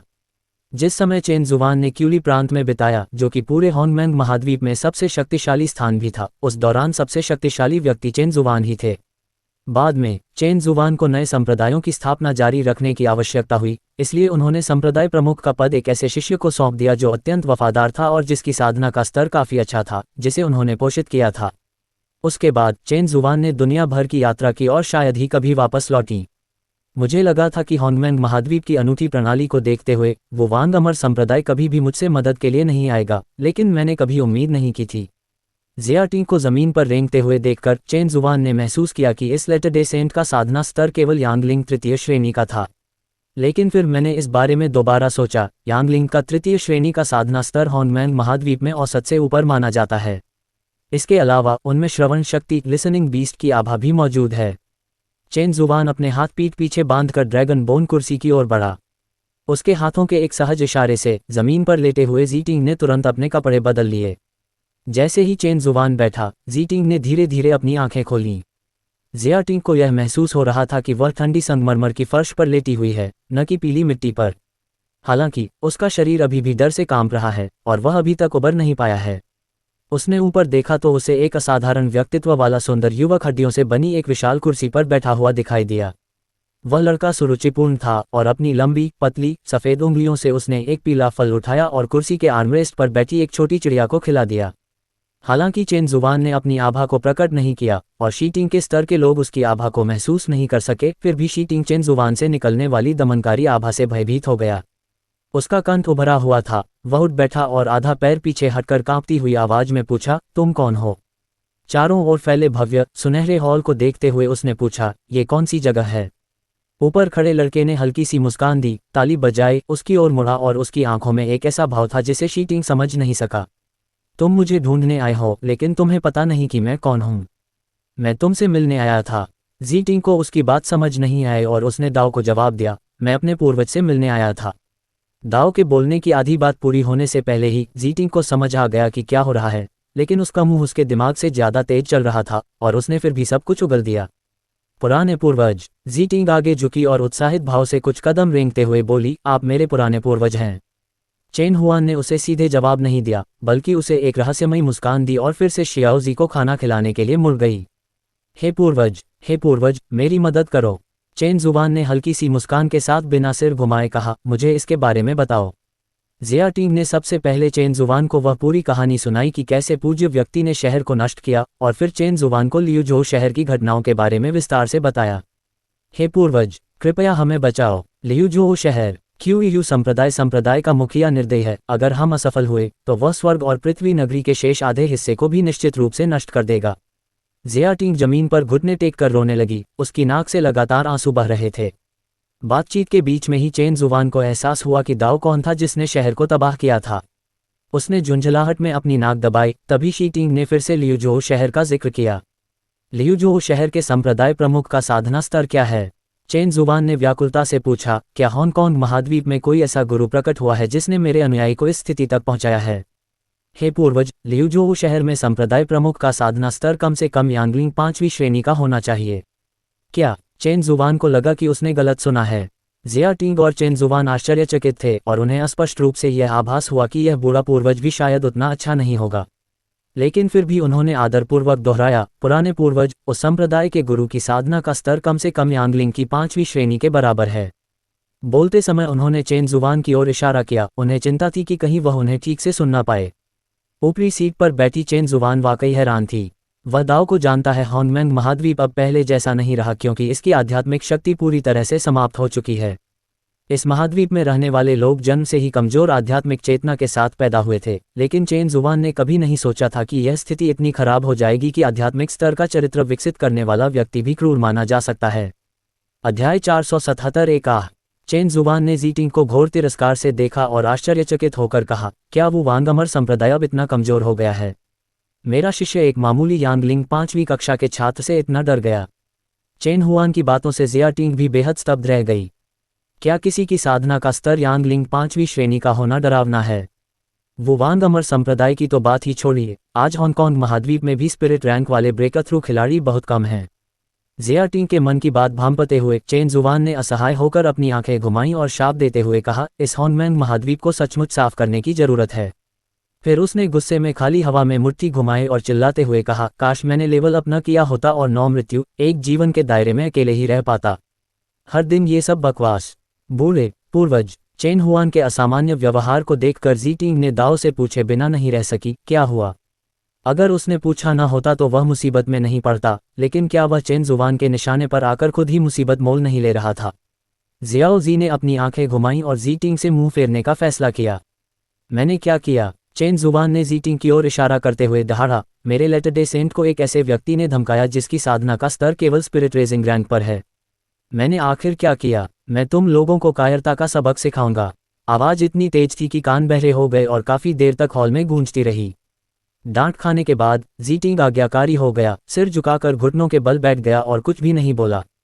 लेकिन अब मुझे चेन जुवान के लिए थोड़ा और सम्मान है। आखिरकार लाइफची का यांगलिंग 5th ग्रेड के लिए शायद कोई खास महत्व नहीं है। चेन जुवान ने अपना गुस्सा शांत करने के लिए थोड़ी देर आराम किया और फैसला किया कि वह अभी जी टिंग को ढूंढने नहीं जाएगा, बल्कि पहले इस निकम्मे को सबक सिखाएगा। खैर, अब उसे पता चल गया है कि दाओ जी टिंग हांगकांग महाद्वीप में है और वह शायद जल्द ही बाहर नहीं जाएगा। इस बीच जी टिंग ने अपनी चाय खत्म कर ली थी और वास्तव में उसका जाने का कोई इरादा नहीं था। ये जगह इतनी अद्भुत है कि मैं पृथ्वी लोक में वापस जाने से पहले कुछ और समय यहाँ बिताना चाहता हूँ। खैर, मैं पृथ्वी लोक की स्थिति को भांप सकता हूँ और फिलहाल सब कुछ सामान्य है। शहर की अव्यवस्था को दूर करने के लिए व्यवस्थित रूप से काम कर रहे मनुष्यों पर एक नज़र डालने के बाद जी टिंग ने अपना सिर हिलाया और शहर के दूसरे हिस्से की ओर चल दिया।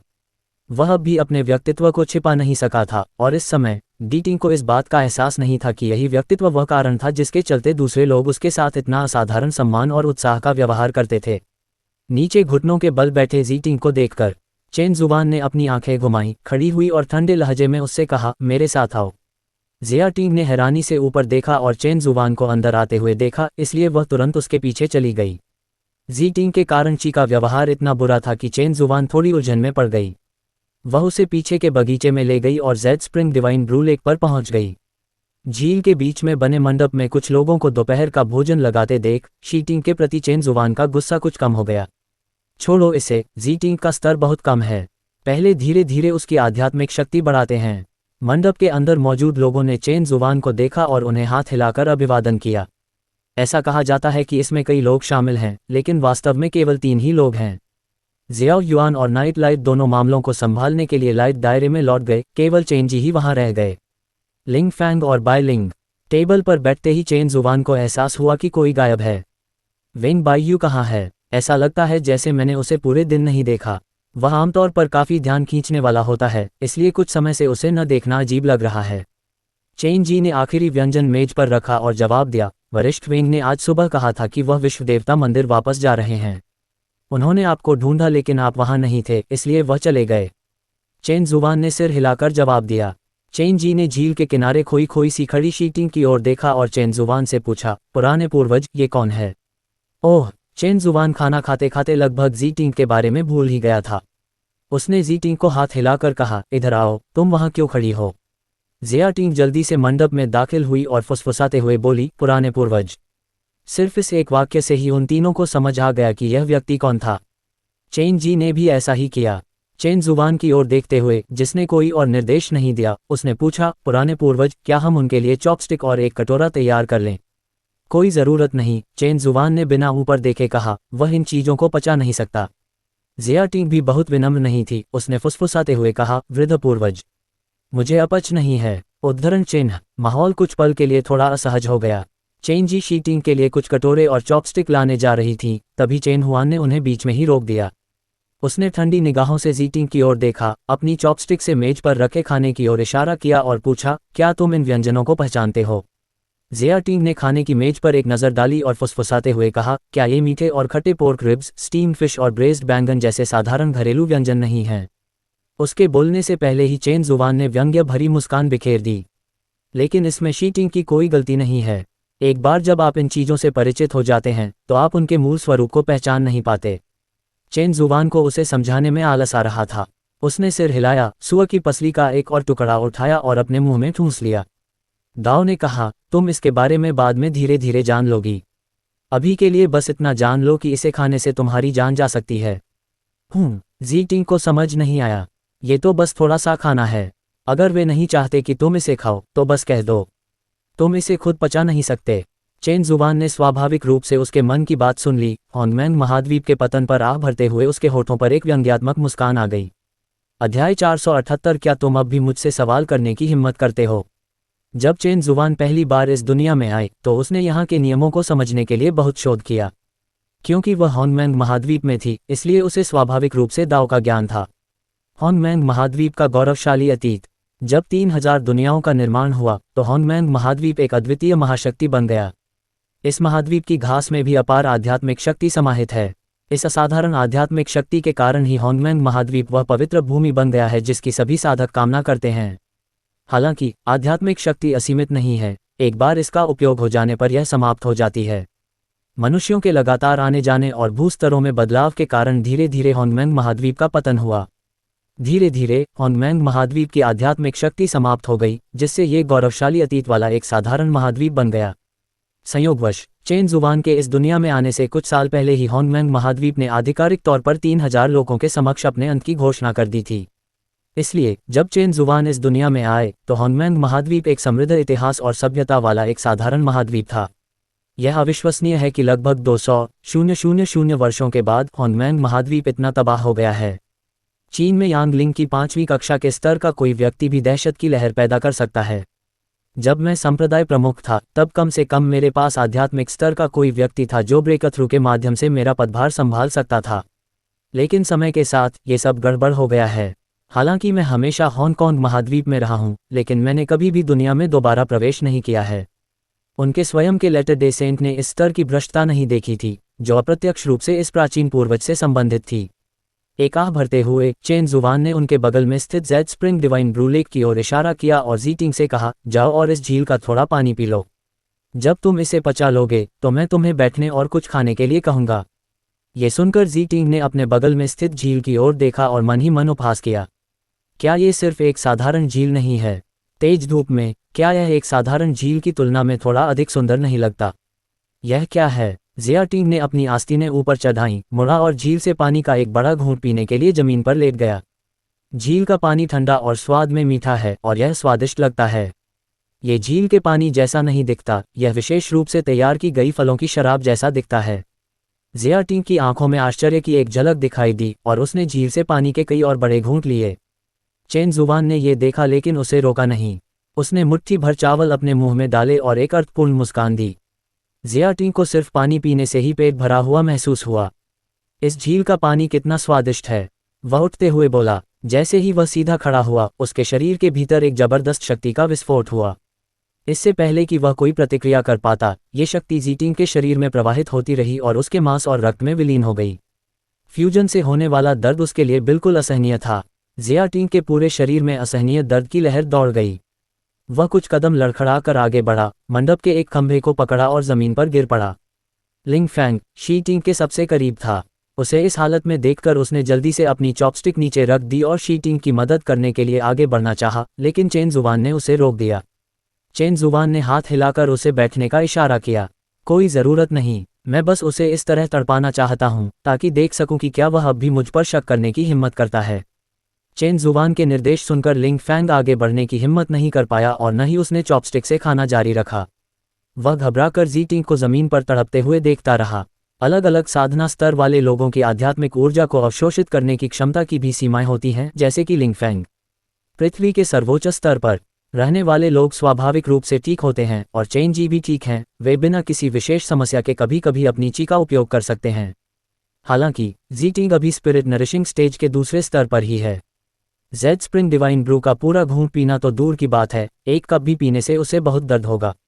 दर्द से व्याकुल होकर शी-टिंग पसीने से भीगकर जमीन पर गिर पड़ी। वह अपने शरीर में शक्ति के निरंतर प्रवाह को स्पष्ट रूप से महसूस कर सकता था, लेकिन इस शक्ति से होने वाला दर्द असहनीय था।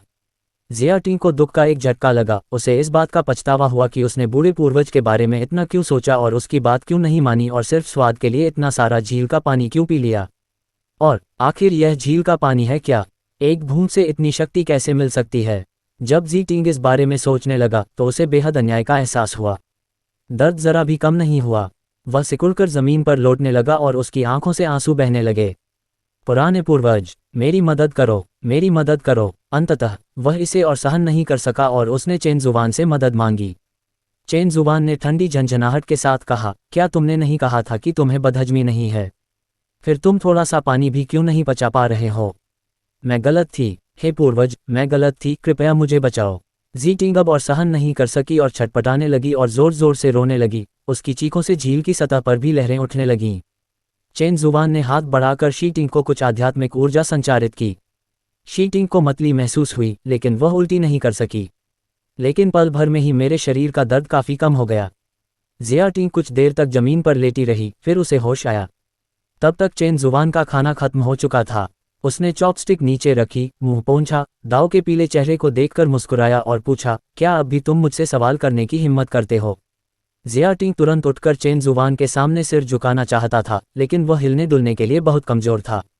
शोकग्रस्त चेहरे के साथ दाव ने कहा, वृद्ध पूर्वज, मुझसे गलती हो गई। अध्याय 479 कृषि सुधार। चेन जुबान ने हल्की मुस्कान के साथ कहा, तुम्हारी साधना का स्तर बहुत कम है। अगर तुम इस मेज पर रखे भोजन का एक निवाला भी खा लोगे तो तुम्हारी आध्यात्मिक शक्ति 10 गुना बढ़ जाएगी। अगर तुमने इसे खा लिया तो तुम्हारी अचानक मृत्यु भी हो सकती है। अचानक मृत्यु शब्द सुनते ही ज़ी-टिंग ने मुश्किल से अपनी बात कही। उसका कंधा फड़कने लगा। मेज पर बचे हुए खाने को देखकर उसने मन ही मन सोचा कि अच्छा हुआ उसने एक निवाला भी नहीं खाया। ज़ी-टिंग की हैरानी देखकर चेन जुबान खड़ी हो गई और उसे हल्के से लात मारते हुए पूछा, क्या तुमने पर्याप्त आराम कर लिया है? मैंने काफ़ी आराम कर लिया है। ज़ी-टिंग ने जल्दी से सिर हिलाया। क्या आपको अपने शरीर के अंदर कुछ भी बदलाव महसूस नहीं हो रहा है? चेन हुआन ने शी-टिंग की ओर देखा। उसके होठों पर एक रहस्यमयी मुस्कान थी। चेन हुआन की बातें सुनकर ज़ी-टिंग ने अपनी पीठ की ओर देखा। वह दर्द पर इतना ध्यान केंद्रित कर रहा था कि उसे अपने शरीर के अंदर हो रहे बदलावों का बिल्कुल भी एहसास नहीं था। दर्द गायब हो गया था और चेन हुआन के कहने पर शी-टिंग ने आश्चर्य से अपने शरीर को छुआ। उसने चुपचाप अपनी साधना का स्तर बढ़ा लिया था। यांगलिंग के मूल द्वितीय श्रेणी के स्तर को बढ़ाकर तृतीय श्रेणी में कर दिया गया है। उसने कोई भी फसल नहीं खाई थी, उसने बस थोड़ा सा झील का पानी पिया था। ज़ी-टिंग ने अविश्वास भरी निगाहों से अपने बगल में स्थित झील को देखा। इसमें कुछ भी खास नहीं है, बस ये सामान्य पानी से थोड़ा बेहतर दिखता है और इसका स्वाद कहीं बेहतर होता है। चेन जुबान ने शी-टिंग के मन के विचारों को भांप लिया, धीरे से मुस्कुराए और पूछा, क्या तुम जेड स्प्रिंग डिवाइन ब्रू के बारे में नहीं जानते? धमाका, ऐसा लगा मानो बिजली का एक तेज झटका ज़ी-टिंग के सिर पर लगा हो। जेड स्प्रिंग डिवाइन ब्रू, क्या ये जेड स्प्रिंग डिवाइन ब्रू है? एक ऐसा दुर्लभ पेय जिसकी एक बूंद भी इस दुनिया में मिलना मुश्किल है। वह अंतहीन प्रतीत होने वाली झील को अविश्वास से घूरता रहा और हकलाते हुए बोला, यह सब जेड स्प्रिंग डिवाइन ब्रू है। चेन जुबान ने धीरे से मुस्कुराते हुए अपना सिर थोड़ा झुकाया और कहा, जैसा कि आप देख सकते हैं। विनीत अच्छाई। ज़ी-टिंग जेड स्प्रिंग डिवाइन ब्रू से अपरिचित नहीं था, उसने बस दाव के बारे में कभी नहीं सुना था। जेड स्प्रिंग डिवाइन ब्रू की मात्रा झीलों में मापी जाती है। हालांकि वह जेड स्प्रिंग डिवाइन ब्रू को पहचानता था, उसने इसे केवल किताबों और कहानियों में ही देखा था। अगर उसके सामने एक छोटा सा प्याला रख दिया जाए तो शायद वह इसे पहचान ले। लेकिन उसके सामने पूरी एक झील थी। इस झील को देखने वाला कोई भी व्यक्ति जेड स्प्रिंग डिवाइन ब्रू के बारे में नहीं सोचेगा, है ना? 7-8 लाख साल पहले हॉन्गमैंग महाद्वीप पर ऐसे खजाने शायद असामान्य नहीं रहे होंगे, लेकिन ये पूरी झील तो हद से ज़्यादा भव्य है। जिया टिंग पागल हो रही है। उसकी एक अजीब आदत है, जब वह डर जाता है तो उसे हिचकी आने लगती है। जब जी टिंग ने पहली बार पर्पल नेदर स्पैरो को देखा तो वह इतना चौंक गया कि बिना डकार लिए ही बेहोश हो गया। अपने इतने करीब जेड स्प्रिंग डिवाइन ब्रू को देखकर वह इतना स्तब्ध रह गया कि अपना आपा खोने लगा। डकार। यह एक डकार से शुरू हुआ, जिसके बाद लगातार कई डकारें आईं। चेन जुबान ने उसे झुंझलाहट भरी नज़र से देखा, फिर अपने हाथों को पीठ के पीछे रखते हुए झील से बाहर निकल गई और ठंडे लहजे में बोली, मेरे साथ आओ। झील के किनारे पहुंचते ही चेन हुआन एक पल में ही दुनिया से गायब हो गया और अपने साथ शी टिंग को भी ले गया। चेन जुबान जी टिंग को एक प्रशिक्षण कक्ष में ले गया। उसने चारों ओर देखा, अपने हाथ हिलाए और एक किताब किसी कोने से ऊपर उठाए। अपने सामने तैरती हुई फटी पुरानी किताब को देखकर जी टिंग ने उलझन में पूछा, वृद्ध पूर्वज, ये फटी पुरानी किताब क्या है? एक फटी हुई नोटबुक। चेन जुबान ने ठंडी सी आवाज में कहा, इस घटिया नोटबुक को एक बार फिर देख लो। जैसे ही उसने बोलना समाप्त किया, धूल से सनी फटी हुई नोटबुक से अचानक एक भिनभिनाहट की आवाज निकली, और फिर जैसे जैसे आवाज जारी रही, नोटबुक धीरे धीरे ऊपर से नीचे की ओर बदलने लगी। कभी धूसर और फटी पुरानी नोटबुक अब सुनहरी रोशनी बिखेरती हुई एक किताब में बदल गई है। यह पुस्तक अपने मूल रूप में वापस आ गई और जी टिंग ने उसे देखते ही पहचान लिया। उसने अविश्वास से अपनी आंखें मलते हुए कहा, यह तो शाही धर्मग्रंथ है। चेन जुबान ने हल्की सी मुस्कान के साथ कहा, शाही धर्मग्रंथ क्या है? ये तो बस एक फटी पुरानी किताब है। जिया टिंग अवाक रह गया और उसने खुद को दोषी ठहराया कि उसने केवल वस्तु को ही देखा, उसके आंतरिक कामकाज को नहीं। साधना तकनीक को पीला, काला, पृथ्वी, स्वर्ग और सम्राट श्रेणियों में विभाजित किया गया है। किंवदंती के अनुसार हॉन्गमैंग महाद्वीप के प्रारंभिक चरम चरण के दौरान पूरे महाद्वीप में इस पुस्तक की केवल एक ही प्रति थी। आज के हॉन्गमैंग महाद्वीप में शाही धर्मग्रंथ की एक प्रति तो दूर की बात है, यहाँ तक कि स्वर्गीय धर्मग्रंथ भी मिलना एक दुर्लभ घटना है। और यहाँ पुराने पूर्वज के घर पर उन्हें सचमुच शाही धर्मग्रंथों की एक किताब मिल गई। जिया टिंग, जिसकी हिचकी अभी अभी रुकी थी, अचानक फिर से अनियंत्रित रूप से हिचकी लेने लगी। चेन जुबान ने उसे घृणा भरी नजरों से देखा और कहा, तुम्हें क्या हुआ है? जिया टिंग ने झट से अपना मुंह ढक लिया और दाव को समझाया, माफ कीजिए पूर्वज जी, हिचकी। मैं चौंकने पर अपना आपा खो देती हूँ। हिचकी। इस वाक्य को रुक रुक कर खत्म करने के बाद जी टिंग ने चेन जुबान की उदासीन आंखों की ओर देखा और भी जोर से हिचकी ली। चेन जुबान ने उसकी ओर देखा, उंगलियां चटकाईं और जी टिंग की हिचकी तुरंत बंद हो गई। जिया टिंग को दोबारा डकार आने वाली थी, लेकिन उसके शरीर में हो रही बेचैनी तुरंत गायब हो गई। जिया टिंग ने हाथ छोड़ दिया, होठों को चटकाया और खुशी से खिलखिलाते हुए आश्चर्य से कहा, अब मुझे डकार नहीं आ रही है, बूढ़े पूर्वज। चेन जुबान ने शी टिंग की ओर उदासीनता से देखा, उसके पतले होंठ हल्के से हिले और उसने कहा, शोरगुल। जिया टिंग ने एक बार फिर अपने हाथ से अपना मुंह ढक लिया और कुछ हद तक दुखी भाव से चेन जुबान की ओर देखा। चेन जुबान ने सिर हिलाते हुए कहा, मैं तुम्हें यांगलिंग की तीसरी कक्षा में अपने अंक सुधारने के लिए 1 घंटा दे रहा हूँ। 5वें रैंक तक पहुँचो। अगर तुम ऐसा नहीं कर सकते तो जो कुछ भी मैं तुम्हें देने वाला हूँ उसे स्वीकार मत करो। अध्याय 480 मिशन पूरा हुआ। चेन जुबान की बातें सुनकर जी टिंग ने उलझन में पूछा, वृद्ध पूर्वज, आप मुझे क्या देने वाले हैं? चेन जुबान ने रहस्यमयी मुस्कान के साथ कहा, खैर, यह ऐसी चीज़ है जो तुम्हारी साधना को बहुत बढ़ा सकती है। मैं अभी तुम्हें इसके बारे में नहीं बताऊंगी। बस इतना जान लो कि अगर तुम 1 घंटे के भीतर मेरी शर्तें पूरी नहीं करते तो मैं तुम्हें ये चीज़ें नहीं दूंगी। और जो मैं तुम्हें नहीं दूंगा उसका तुम्हें निश्चित रूप से पछतावा होगा। जैसे ही उसने बोलना समाप्त किया, चेन जुबान ने धुंधले बादलों से घिरे एक गुफा के प्रवेश द्वार की ओर इशारा करते हुए कहा, मुझे लगता है कि तुम पृथ्वी तत्व के स्वामी हो। ये प्रशिक्षण कक्ष तुम्हारी साधना को बढ़ाएगा। दिव्य शास्त्र के आशीर्वाद से तुम्हें 1 घंटे में अपनी साधना के स्तर को 2 चरणों तक बढ़ाने में कोई कठिनाई नहीं होनी चाहिए। सच कहूं तो चेन जुबान को लगा कि 2 स्तर कहना बहुत कम था। जी टिंग ने अभी अभी जेड स्प्रिंग डिवाइन ब्रू पिया था और उसका शरीर जेड स्प्रिंग डिवाइन ब्रू की आध्यात्मिक शक्ति से परिपूर्ण हो गया था। इसका कारण सिर्फ इतना है कि शी टिंग का साधना स्तर बहुत कम है। अपने हाथों में सुनहरी रोशनी बिखेरते शाही ग्रंथ को देखकर जी टिंग के दिल में एक प्रचंड अग्नि प्रज्वलित हो उठी। शाही ग्रंथ को पकड़े हुए जी टिंग ने चेन जुबान को दृढ़ता से सिर हिलाकर सहमति दी। चेन हुआन ने शी टिंग की ओर एक नज़र डाली, फिर मुड़कर प्रशिक्षण कक्ष के सामने से गायब हो गई। चेन जुबान को धुएं में गायब होते देख जी टिंग आश्चर्य से अपनी सांस रोक नहीं पाए। हॉन्गमैंग महाद्वीप के पतन के कारण ये साधना तकनीक जिया टिंग ने उसे बहुत समय से नहीं देखा था। जिया टिंग ने सोचा, पुराने पूर्वज इतने शक्तिशाली हैं, उनकी साधना का स्तर कम से कम आत्मा पोषण के चरण को पार कर चुका होगा, है ना। पल भर में ही उन्हें लियुजो शहर के समूह को हराने का आत्मविश्वास मिल गया। शहर में हुए नरसंहार का बदला लेने की बात तो छोड़ ही दीजिए। भले ही पूर्वज कितना भी शक्तिशाली क्यों न हो, वह पृथ्वी के सर्वोच्च स्तर के किसी व्यक्ति से बदला कैसे ले सकता है। अभ्यास कक्ष के सामने कुछ देर खड़े रहने के बाद जीटिंग को अचानक एहसास हुआ कि काफी समय बीत चुका है। उसे अभी भी 1 घंटे के भीतर साधना के 2 स्तर पार करने थे। ये सोचते हुए जीटिंग ने अब और संकोच नहीं किया और प्रशिक्षण कक्ष में प्रवेश करने के लिए मुड़ गया। इस समय चेन जुबान 9 मृत्यु एक जीवन क्षेत्र के उच्चतम बिंदु पर लौट आया। हवा जोर से बह रही थी, उसके कपड़ों को फड़फड़ा रही थी और तेज आवाज कर रही थी। जियाओजी बैंगनी नीदर स्पैरो के रूप में चेन जुबान के पीछे खड़ी है। एक व्यक्ति और एक पक्षी, उनकी ची जैसी ऊर्जा ने आकाश को चीर डाला। चेन हुआन को इस बात का अंदाजा हो रहा है कि इस समय डीटिंग कहाँ है। हालांकि होंगमेंग महाद्वीप इतना विशाल था और 9 मृत्यु एक जीवन क्षेत्र बिल्कुल किनारे पर स्थित था, इसलिए अपनी सफलता की सीमा को अधिकतम करने के बावजूद भी वह डीटिंग के किसी भी संदेश का पता नहीं लगा सका।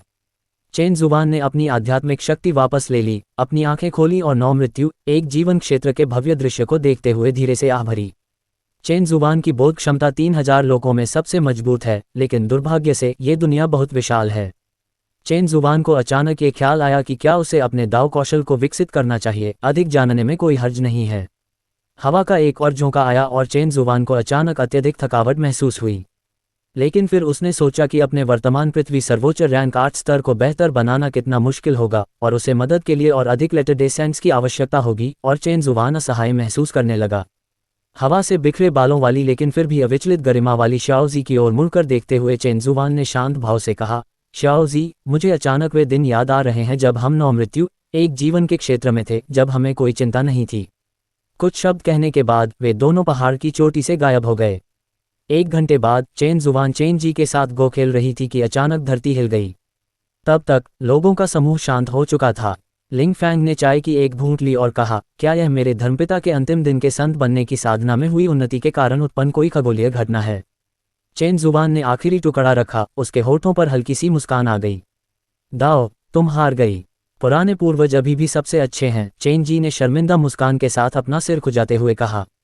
उसने लापरवाही से अपनी आस्तीन और कपड़े ठीक किए, खड़ा हुआ, जमीन से आ रही कंपन को महसूस किया और धीरे से अपना पैर पटका, जिससे वह अजीब घटना पूरी तरह से गायब हो गई। अब मैं काम में लग जाऊंगी। आप लोग मजे करो। आज रात के खाने के लिए अच्छा खाना बना लेना, मुझे कुछ महत्वपूर्ण मेहमानों का स्वागत करना है। ये कहने के बाद चेन जुबान ने एक लंबा कदम उठाया और झील में बने मंडप में गायब हो गया। प्रशिक्षण कक्ष ध्रुवीय क्षेत्र में स्थित है। इस समय जीटिंग अपना सिर पीछे की ओर झुकाकर जोर से हंस रहा है। उनकी हंसी पूरे इलाके में गूंज उठी। हा हा हा हा। जीटिंग इतना उत्साहित था कि वह लगभग बेहोश होने वाला था। मेरी साधना का स्तर आखिरकार फिर से बढ़ने लगा है। उनकी साधना का स्तर अंतिम बार तब बढ़ा था जब पुराने संप्रदाय के नेता जीवित थे। हालांकि उन्होंने वर्षों से साधना करना बंद नहीं किया था, लेकिन वे अपने साधना स्तर को बढ़ा नहीं पा रहे थे। धमाका! एक रहस्यमयी शक्ति अचानक उस क्षेत्र में प्रवेश कर गई और एक जोरदार आवाज के साथ जीटिंग का अहंकार, जो उसकी बढ़ी हुई साधना से उत्पन्न हुआ था, पूरी तरह से चकनाचूर हो गया। अपनी आभा को दबते हुए महसूस करते हुए जीटिंग की हंसी रुक गई और वह सावधानी से पीछे मुड़कर देखने लगा। जैसे ही मैंने अपना सिर घुमाया, मैंने चेन जुबान को अपने हाथ पीठ पीछे बांधे खड़े देखा। चेन जुबान ने काले वस्त्र पहने थे और वह काले क्षेत्र में खड़ा था, लेकिन वह प्रशिक्षण कक्ष में घुल मिल नहीं रहा था, बल्कि वह पूरे क्षेत्र से ऊपर था। पुराने पूर्वज, जीटिंग ने खुशी से कहा, मेरी साधना का स्तर 3 चरणों तक बढ़ गया है। मैंने मिशन पूरा कर लिया है, हे पूर्वज।